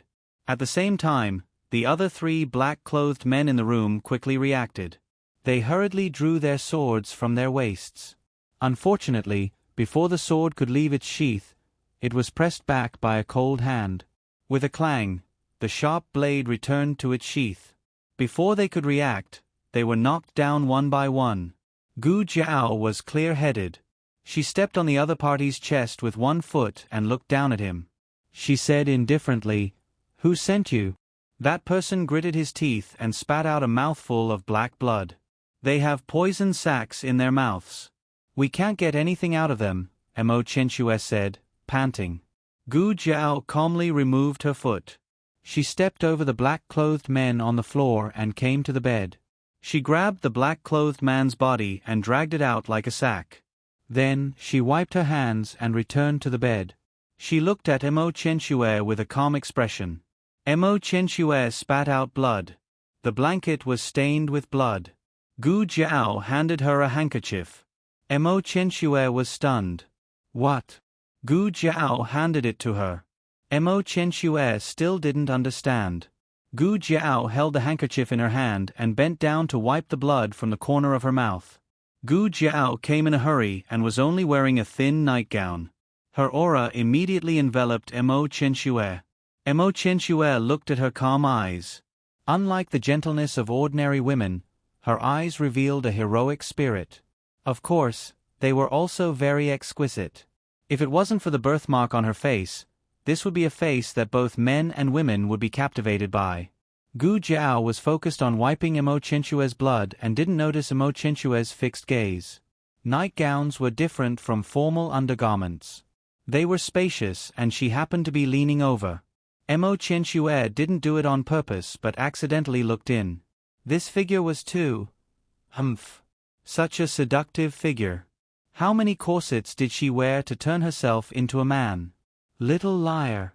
Mo Chen-Shue gritted her teeth. Gu Jiao. Why was she a little liar again? Mo Chen-Shue snorted. I don't want to sleep here anymore. That stinky man touched my bed. Mo Chen-Shue was the top courtesan in Immortal Music House, but she had never been touched by another man. Gu Jiao was the first. No, to be exact, the second. That's not right either. She wasn't a man. Mo Chen-Shue was angry again. She glared at Gu Jiao angrily. Gu Jiao was confused. This room was indeed unsuitable for people to live in. Gu Jiao decided to bring Mo Chen-Shue to the next room.